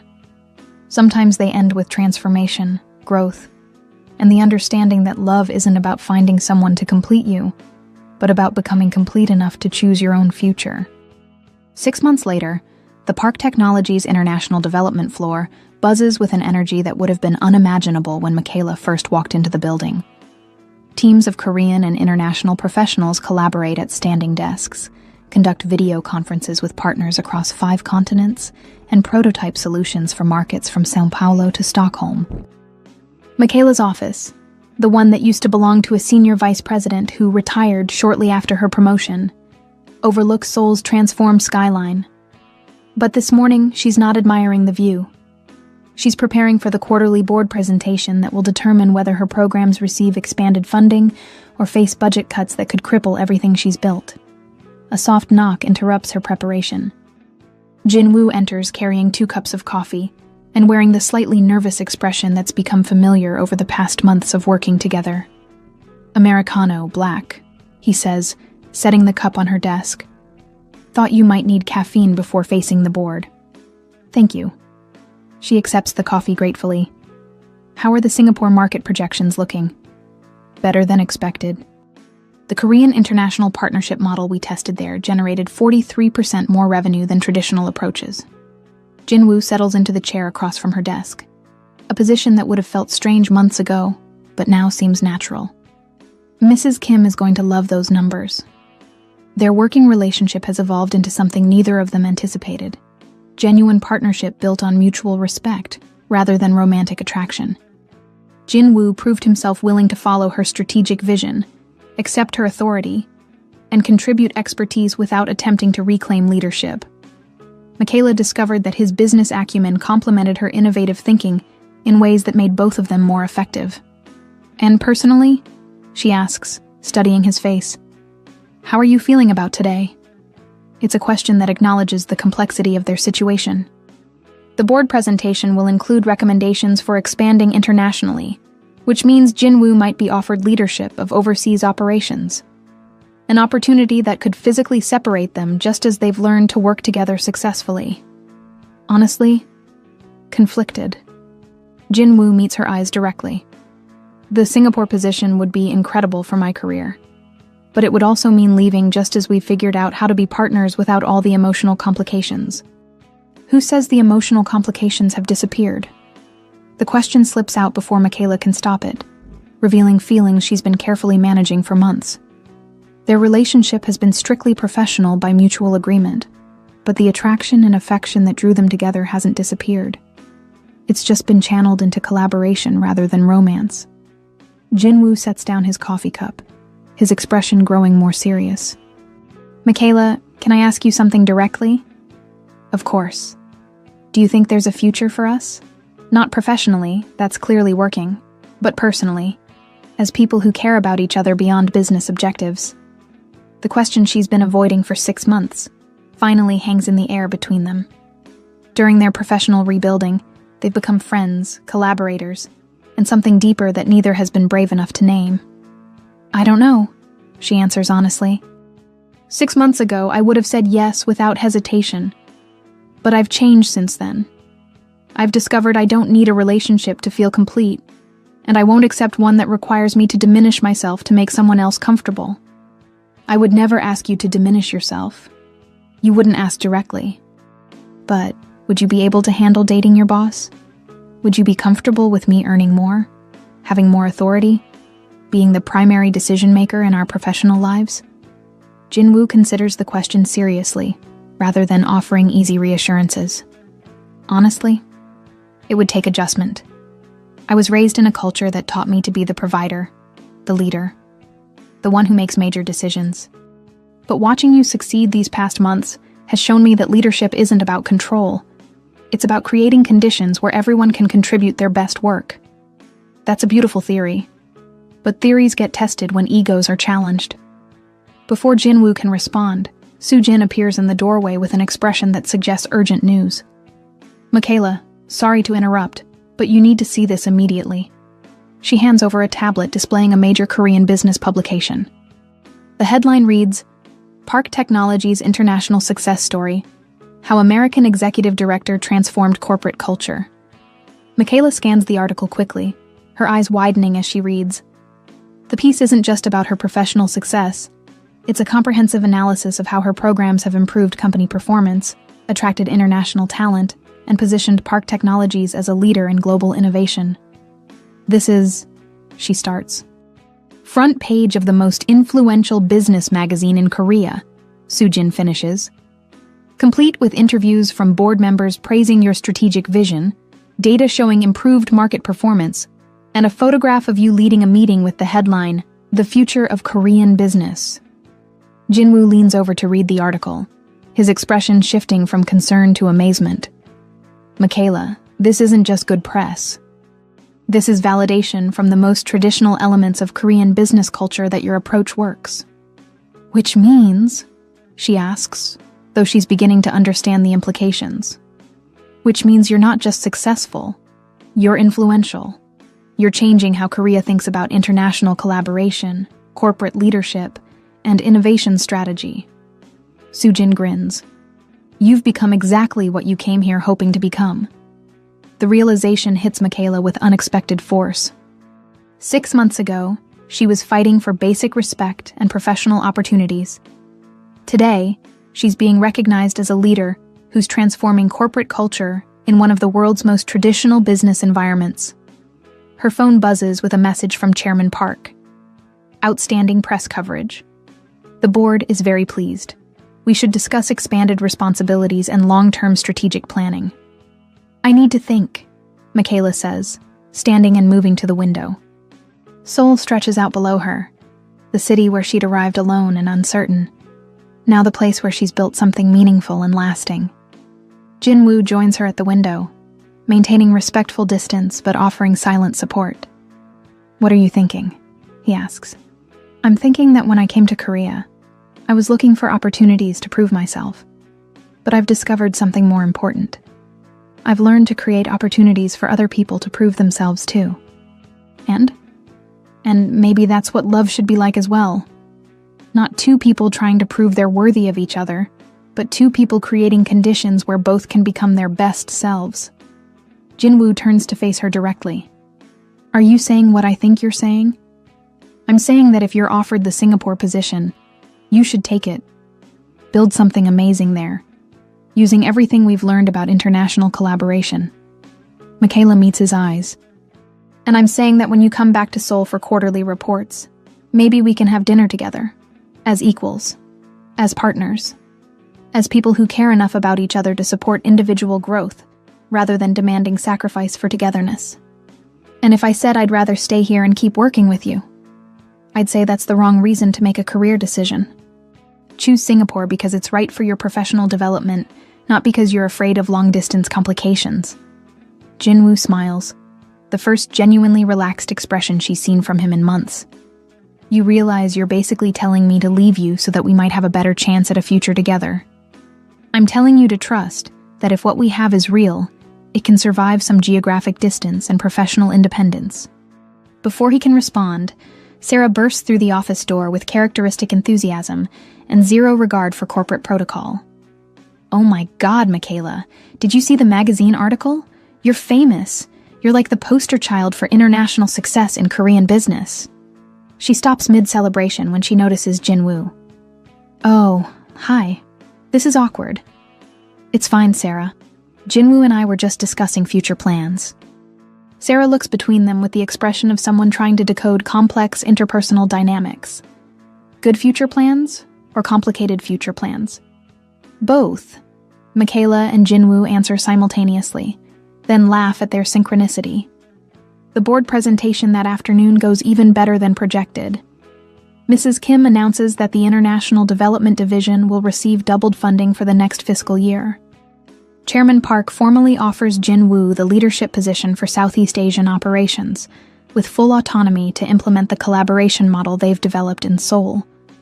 And at the end of the meeting, as board members file out discussing expansion strategies and market opportunities, Jinwoo approaches Michaela with an expression of wonder and determination. Executive Director Bryant, he says formally, I'm honored to accept the Singapore position.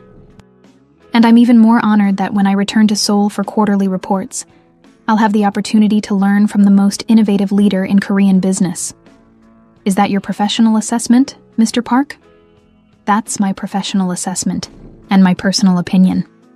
They shake hands, a gesture that acknowledges their professional partnership and hints at personal possibilities that will unfold in their own time, on their own terms. 6 months ago, Michaela Bryant arrived in Seoul as a foreign exchange student, hoping to prove she belonged. Today, she's an executive director who's proven that belonging isn't about adapting to existing structures. It's about creating new structures where everyone can contribute their unique strengths. And sometimes the most beautiful love stories aren't about finding someone to complete you, but about becoming complete enough to choose love from a position of strength rather than need. 1 year later, Seoul's autumn air carries the same crisp promise that had welcomed Michaela on her first day at Seoul National University. But now she stands in Park Technology's newest conference room, watching teams of international and Korean professionals prepare for the company's largest client presentation in its history. The mobile app that started as her internship project has evolved into a comprehensive platform serving 2 million users across 12 countries. The cultural exchange program has been licensed to universities throughout Asia, and the innovation labs she designed have generated patents worth hundreds of millions of won. But today isn't about business metrics. Today is about something more personal. Are you nervous? Sarah asks, adjusting the traditional hanbok she's wearing for the ceremony. As Michaela's maid of honor, or rather, as she prefers to call it, Chief Celebration Coordinator, Sarah has taken her responsibilities seriously. Surprisingly, no. Michaela smooths the silk of her own hanbok, a stunning cream and gold creation that honors both Korean tradition and her own aesthetic preferences. I thought I would be, but I just feel ready. Through the conference room windows, she can see Jinwoo in the garden below, greeting guests who've traveled from around the world to witness this moment. Her parents flew in from Chicago, his family gathered from across Korea, and colleagues from 5 countries have come to celebrate not just a wedding, but the union of 2 people who learned to build love on a foundation of mutual respect and shared vision. The ceremony will blend Korean and American traditions, a hanbok wedding in a Seoul garden, followed by reception dancing that would make her Chicago cousins proud. More importantly, it will represent the integration of 2 lives that have learned to support each other's individual growth, rather than requiring sacrifice for togetherness. 5 minutes, Sujin announces, entering the room in her role as wedding coordinator. Over the past year, she's become not just Michaela's colleague, but one of her closest friends. someone who understood both the professional and personal journey that led to this moment. Michaela's phone buzzes with a text from Jinwoo. Ready to become partners in everything, not just business? She responds, ready to prove that the best partnerships are between people who choose each other from positions of strength. I love your corporate strategic thinking, Executive Director Park. I love your willingness to take direction, Director of International Operations Park.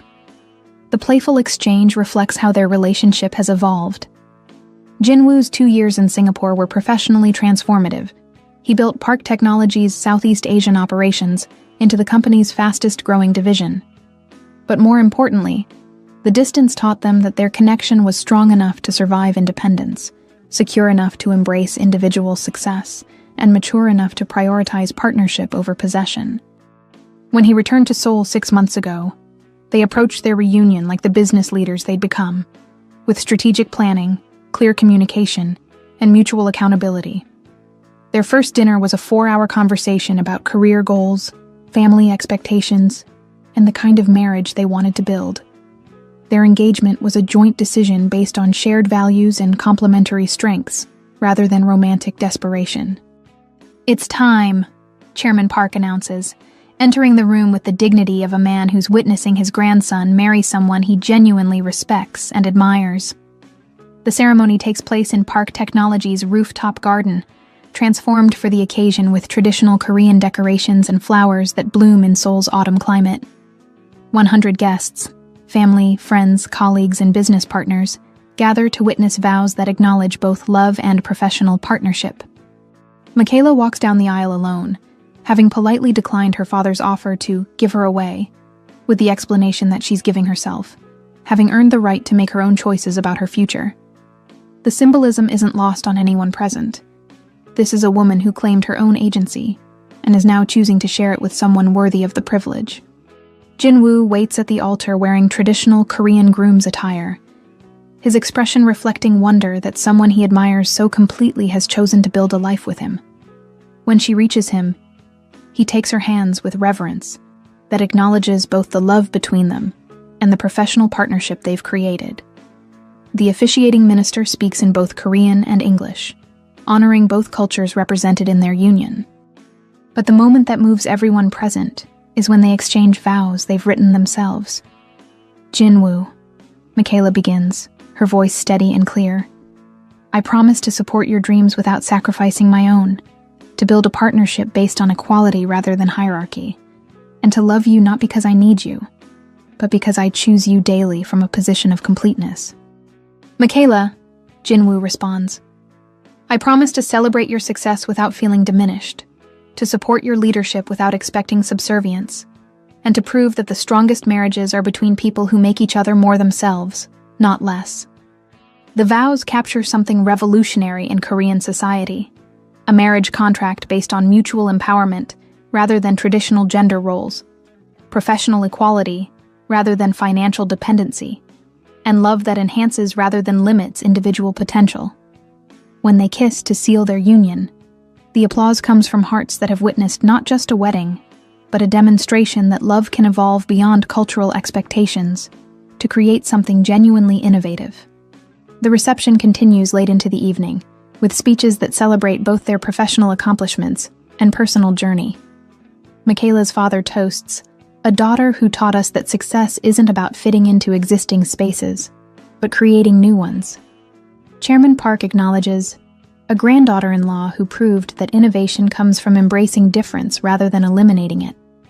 But the moment that defines the evening comes when Sarah takes the microphone for her maid of honor speech. I met Michaela when she was a foreign exchange student who thought she just needed to survive Korean academia. Sarah begins. I watched her fall in love with someone who challenged her intellectually and supported her ambitions. I saw her build a career that changed how Korean businesses think about international collaboration. And through it all, she's remained the same person. Someone who refuses to be diminished, who believes in creating opportunities for others, and who proves that the best love stories aren't about finding someone to complete you, but about finding someone worth becoming your best self with. The speech receives a standing ovation, but what moves Michaela most is seeing her grandmother's ring on her finger, the golden symbol of ancestral strength that has evolved into a representation of the family she's chosen and the legacy she's building. Later that night, as Seoul's lights twinkle outside their honeymoon suite, Michaela and Jinwoo sit on the balcony, sharing a bottle of champagne and processing the magnitude of what they've created together. "Do you ever think about that first day you saw me in the auditorium?" Michaela asks. "Every day. You walked in like you owned the world, even when the world was trying to prove you didn't belong. What did you think would happen?" Jinwoo considers the question seriously. "Honestly, I thought I'd offer you a job. You'd work for a semester, and we'd both have an interesting professional experience.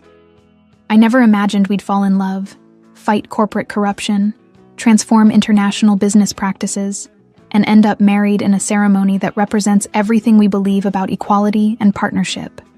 Life gets complicated when you refuse to accept limitations. The best kind of complicated." They sit in comfortable silence, watching Seoul pulse with energy around them. Tomorrow they'll return to work. Michaela as Executive Director of International Development, Jinwoo as Director of Southeast Asian Operations, both continuing to build innovations that prove diversity creates strength rather than weakness. But tonight, they're simply two people who found each other across cultural differences, fought for love despite institutional pressure, and proved that the most beautiful marriages are between partners who choose each other daily from positions of individual completeness. The rain that had marked so many crucial moments in their relationship begins to fall softly outside their window, and Michaela realizes it no longer feels like a storm to weather. Instead, it feels like renewal, the promise that growth never stops, love never becomes static, and the best stories are the ones where characters become more themselves, rather than less. In Seoul's autumn rain, Michaela Bryant Park closes her eyes and listens to the sound of everything she never dared dream of becoming exactly what she was meant to be. 5 years have passed since that first encounter in Seoul National University's auditorium, and spring has returned to Seoul with the promise of new beginnings. Cherry blossoms drift like snow through Namsan Park, where Michaela and Jinwoo walk with their 3-year-old daughter, Minjung, whose Korean-American features reflect the beautiful complexity of her heritage. "Yama, why are the flowers falling?" Minjung asks in the fluid bilingual switching that has become natural in their household. "Because beautiful things aren't meant to last forever, baby," Michaela explains, kneeling to catch a blossom in her palm. "They're meant to be perfect for exactly as long as they need to be, and then make room for new, beautiful things." Jinwoo smiles at the exchange, recognizing in his wife's words the philosophy that has guided their journey from individual ambition to shared purpose. Over the past 5 years, they've built not just a marriage, but a legacy, professional innovations that have transformed Korean business culture, and a family that represents the future of multicultural Korea. Park Technologies now operates in 23 countries, with international development programs that have become the industry standard for cultural integration and innovative collaboration. Michaela's leadership model, emphasizing equity, diverse perspectives, and mutual empowerment, has been studied by business schools across 3 continents. But today's walk through the cherry blossoms isn't about business success. It's about a different kind of achievement, the announcement they received this morning that will change their family dynamics in the most wonderful way possible. "Jinwoo," Michaela says as Minjung chases fallen petals across the park path. "Are you ready to tell her? Are you sure this is the right moment?" Michaela places his hand on her still flat stomach, where their second child grows with the quiet miracle of new life. Spring seems appropriate for new beginnings. Jinwoo's eyes fill with emotion, not just about the pregnancy, but about everything it represents. Their first child was a conscious decision made from positions of professional stability and personal maturity. This second pregnancy feels like a celebration of the life they've built together, proof that love can expand without anyone becoming smaller. "Minjung-ah," Jinwoo calls to their daughter, who's now constructing elaborate patterns with cherry blossom petals. "Come here. Yama and Appa have something exciting to tell you." Minjung races back to them with the unself-conscious enthusiasm of a child who's never doubted her place in the world. Growing up bilingual and bicultural, surrounded by parents who celebrate differences rather than minimize them, she embodies the future Michaela had envisioned when she first arrived in Korea. "You're going to be a big sister," Michaela announces, watching her daughter's face process this information. Really? When? In about 6 months, right around your 4th birthday. Minjung considers this seriously, then breaks into the kind of smile that makes everything else worthwhile. Will the baby speak Korean and English too? Yes, sweetheart. Just like you. And will the baby work at Appa and Iyama's company? Jinwoo laughs. Maybe someday, if that's what the baby wants to do. But first, the baby has to grow up and discover what makes them happy. The conversation reflects the parenting philosophy they've developed, encouraging their children to embrace their multicultural heritage while supporting their individual interests and abilities. Minjung attends a bilingual preschool where Korean and American children learn together, plays with friends whose families represent a dozen different cultures, and grows up understanding that difference is strength rather than division. As they continue walking through the park, Michaela's phone buzzes with a message from Sarah, who's now married to a fellow Korean American and living in Busan with their twin boys. Just saw the business magazine article about your UNESCO appointment. So proud. When do you start? The UNESCO position, Director of International Cultural Exchange and Innovation, represents the culmination of everything Michaela has worked toward. Based in Paris, but with frequent travel to Seoul, it will allow her to expand her vision of cultural collaboration from corporate settings to global policymaking. Next month, Jinwoo's taking over my Park Technologies responsibilities while managing his own portfolio. We're about to become a very busy family. And a very accomplished one. Minjung is lucky to have parents who show her that marriage can make both people more powerful, not less. The observation captures something essential about their relationship. Unlike traditional models where one spouse's success required the other's sacrifice, they've created a partnership where individual achievements enhance their collective strength. What are you thinking about? Jinwoo asks, noticing her contemplative expression. I'm thinking about that girl who walked into SNU 5 years ago, convinced she had to prove herself worthy of opportunities she'd already earned. And I'm grateful she was stubborn enough to keep fighting, even when the world tried to convince her to disappear. They pause at their favorite spot in the park, a bench overlooking Seoul's skyline, where they used to meet during their early dating days when their relationship was still navigating corporate politics and cultural expectations. The view has changed as Seoul has grown and modernized, but the sense of possibility remains constant. Minjung climbs onto Michaela's lap, careful of her mother's stomach, despite not yet understanding the full implications of pregnancy. Iyama, will you tell me the story? She asks. Which story, baby? The story about how you and Appa met and changed everything. It's Minjung's favorite bedtime story, though she's heard it dozens of times. The tale of her parents' courtship has become family mythology, a narrative about courage, love, and the power of refusing to accept limitations. Well, Michaela begins, once upon a time there was a young woman who traveled far from home to learn about the world. And there was a young man who had built something wonderful, but wasn't sure how to make it even more wonderful. And then what happened? They met during a rainstorm, and they discovered that when different kinds of people work together with respect and care, they can create beautiful things that neither could build alone. Like me? Exactly like you. And like your little brother or sister who's growing in Iyama's tummy. And like Appa's company. And like everything good that happens when people choose to see differences as gifts instead of problems. Jinwoo adds to the story, as he always does.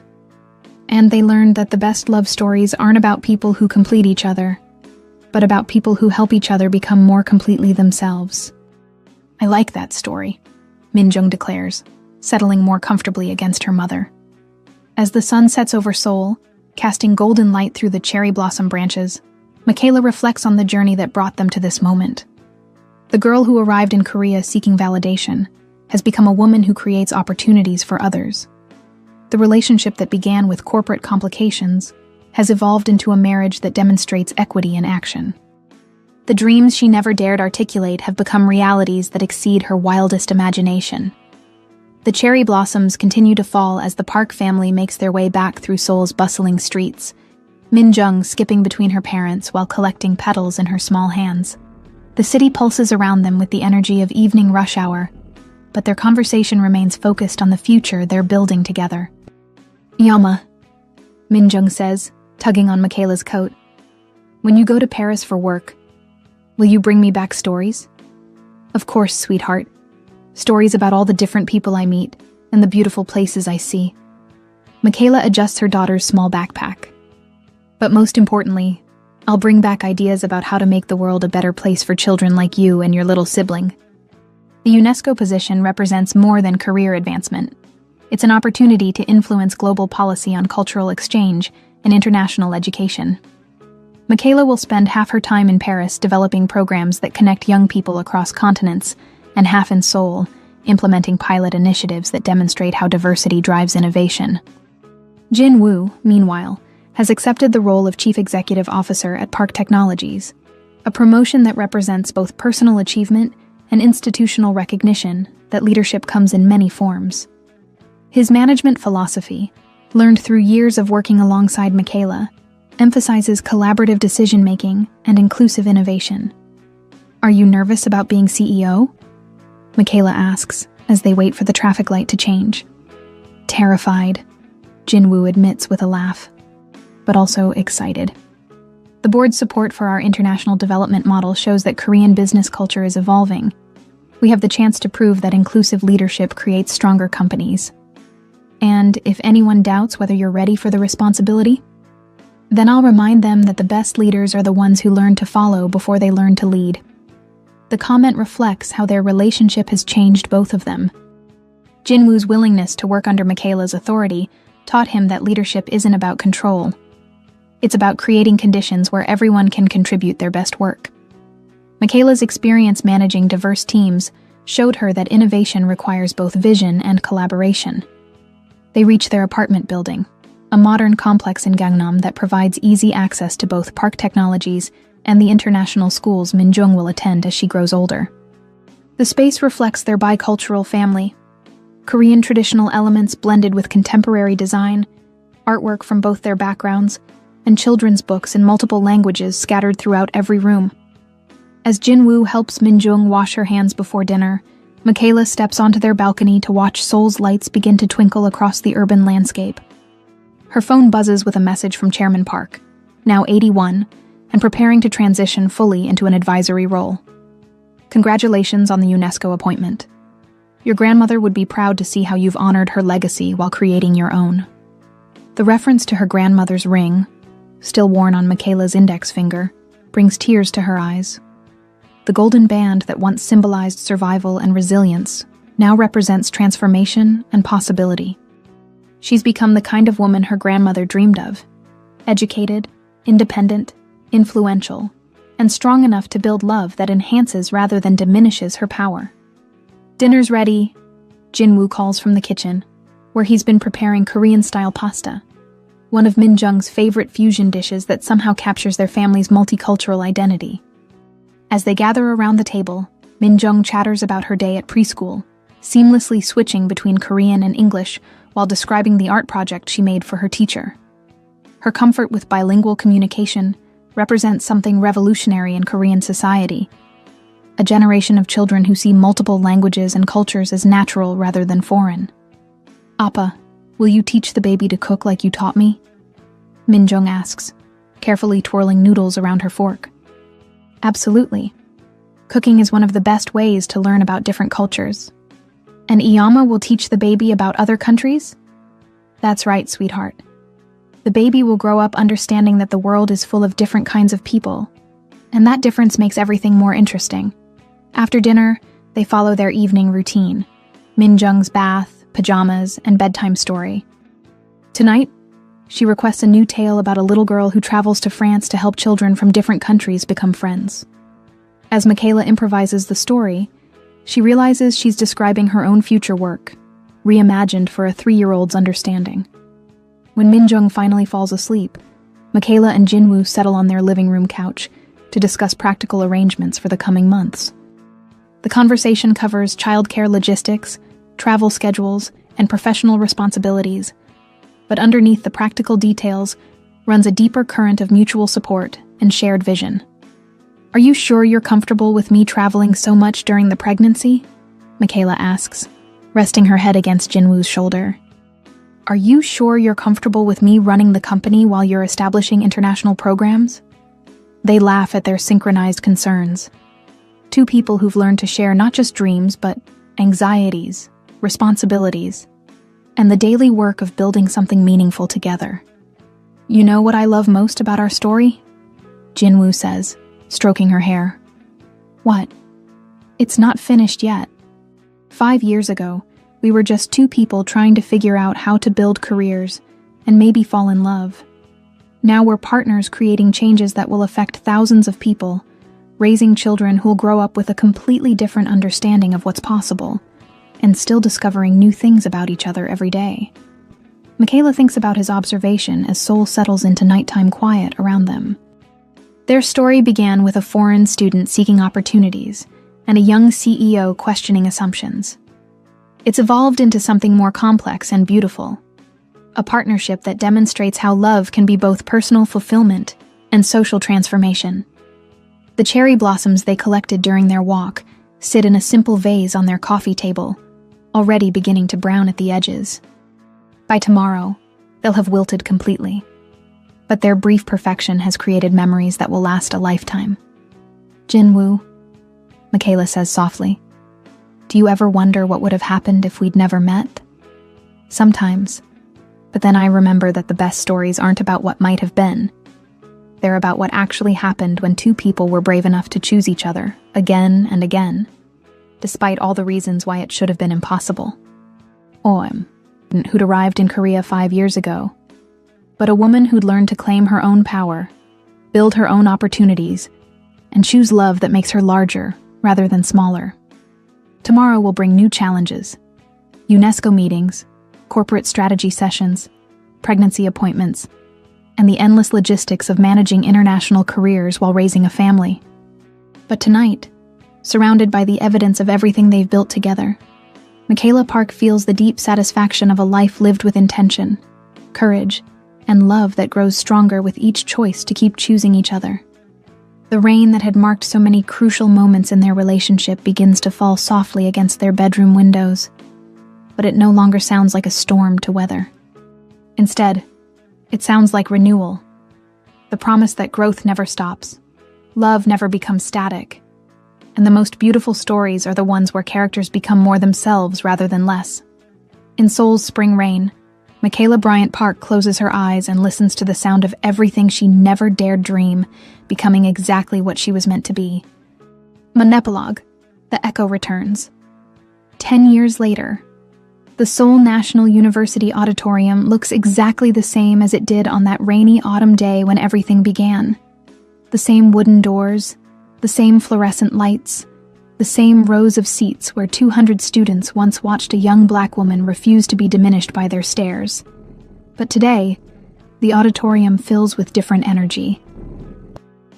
International students, Korean professors, business leaders, and government officials gather to attend the Global Innovation Through Cultural Collaboration Symposium, an annual event that has become one of Asia's most prestigious international education conferences. Michaela Park, now 32, and serving her second term as UNESCO's Director of International Cultural Exchange, stands at the same podium where Professor Kim once questioned her place in Korean academia. Her 7-year-old daughter, Min Jung, sits in the front row beside her 4-year-old brother, Jin Ho, both watching their mother with the casual pride of children who've grown up understanding that their Iyama changes the world for a living. 10 years ago, Michaela begins, her voice carrying easily through the auditorium. I stood in this room as a foreign exchange student who thought she had to prove her worth to earn opportunities she'd already qualified for.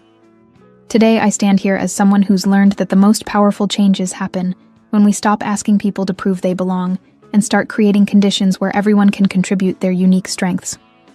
The audience, now diverse in ways that would have been unimaginable a decade ago, responds with applause that acknowledges not just her words, but the transformation she represents.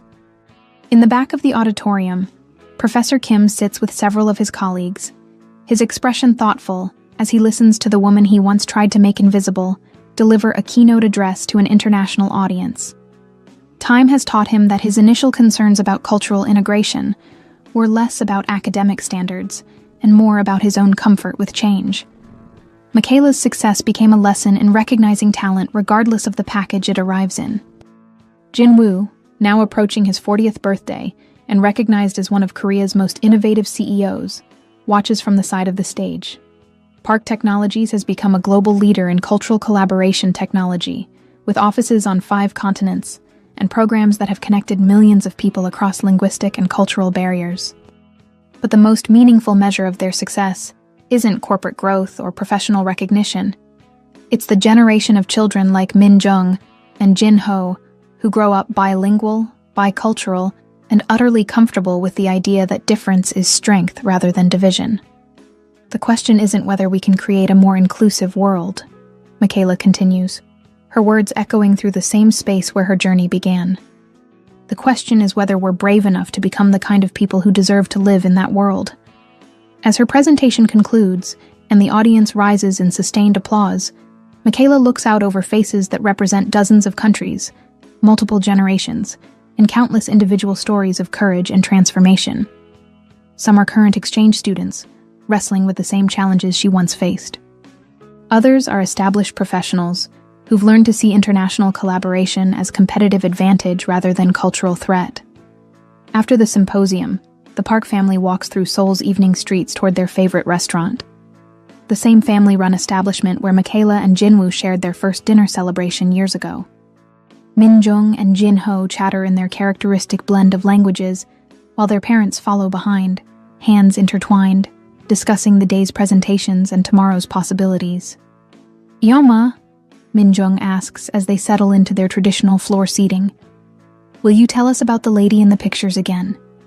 She's referring to the photograph displayed in their living room, Michaela's grandmother, wearing her golden ring and a smile that speaks of dreams deferred but never abandoned. "Your great-grandmother believed that every generation should go further than the one before," Michaela explains, unconsciously touching the ring that now serves as a bridge between ancestral wisdom and contemporary possibility. She dreamed of a world where her granddaughter could build something beautiful and meaningful, regardless of what other people thought she deserved. "Did she know you would come to Korea?" Jin Ho asks, his Korean more fluent than his English despite growing up in a bilingual household. "I don't think she knew the specific details, but I think she knew that if I was brave enough to refuse limitations, I might discover possibilities she never imagined." Jin-woo adds his perspective, as he always does during these family conversations. "And she probably knew that the best love stories are between people who help each other become more themselves, not less. The children accept this wisdom with the matter-of-fact understanding of a generation that's never questioned whether different kinds of people can build beautiful things together. For them, their parents' intercultural marriage isn't remarkable. It's simply the foundation of their family, as natural as their bilingual conversations and their comfort moving between Korean and American cultural contexts." Later that evening, after the children are asleep and Seoul settles into nighttime quiet, Michaela and Jin-woo stand on their apartment balcony, looking out over the city that transformed them both. The view includes the Park Technologies building where they met, Seoul National University where their story began, and the endless lights of a metropolis that's become more international with each passing year. "Do you think we've actually changed anything?" Michaela asks.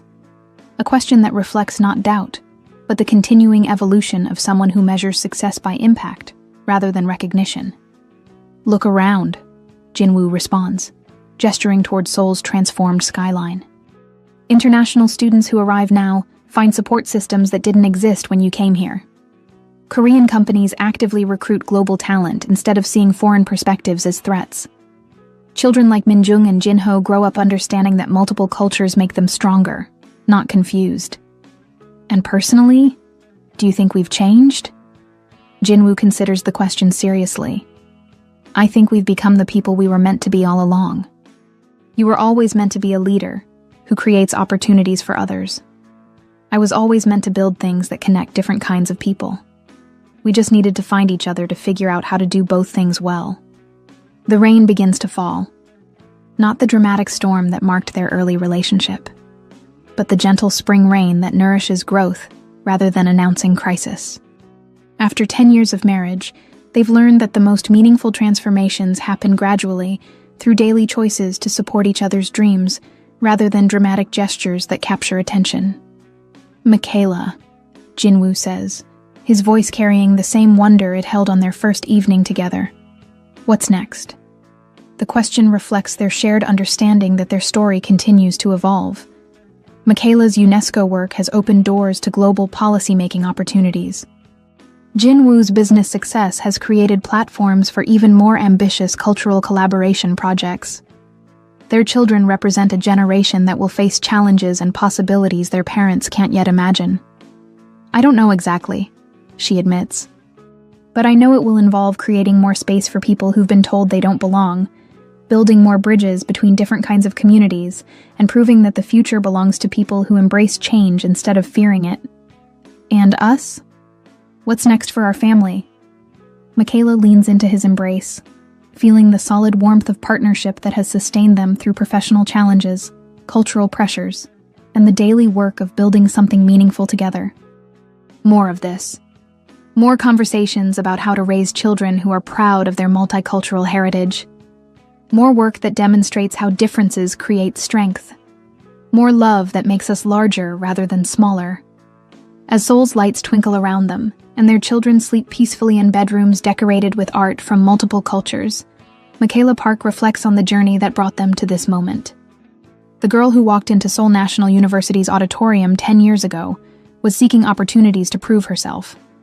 The woman who stands here now creates opportunities for others to discover their own potential. The cherry blossoms have long since fallen from Seoul's trees, but their memory remains. A reminder that beautiful things don't have to last forever to create lasting change. Some storms are meant to be weathered. Others are meant to transform everything they touch.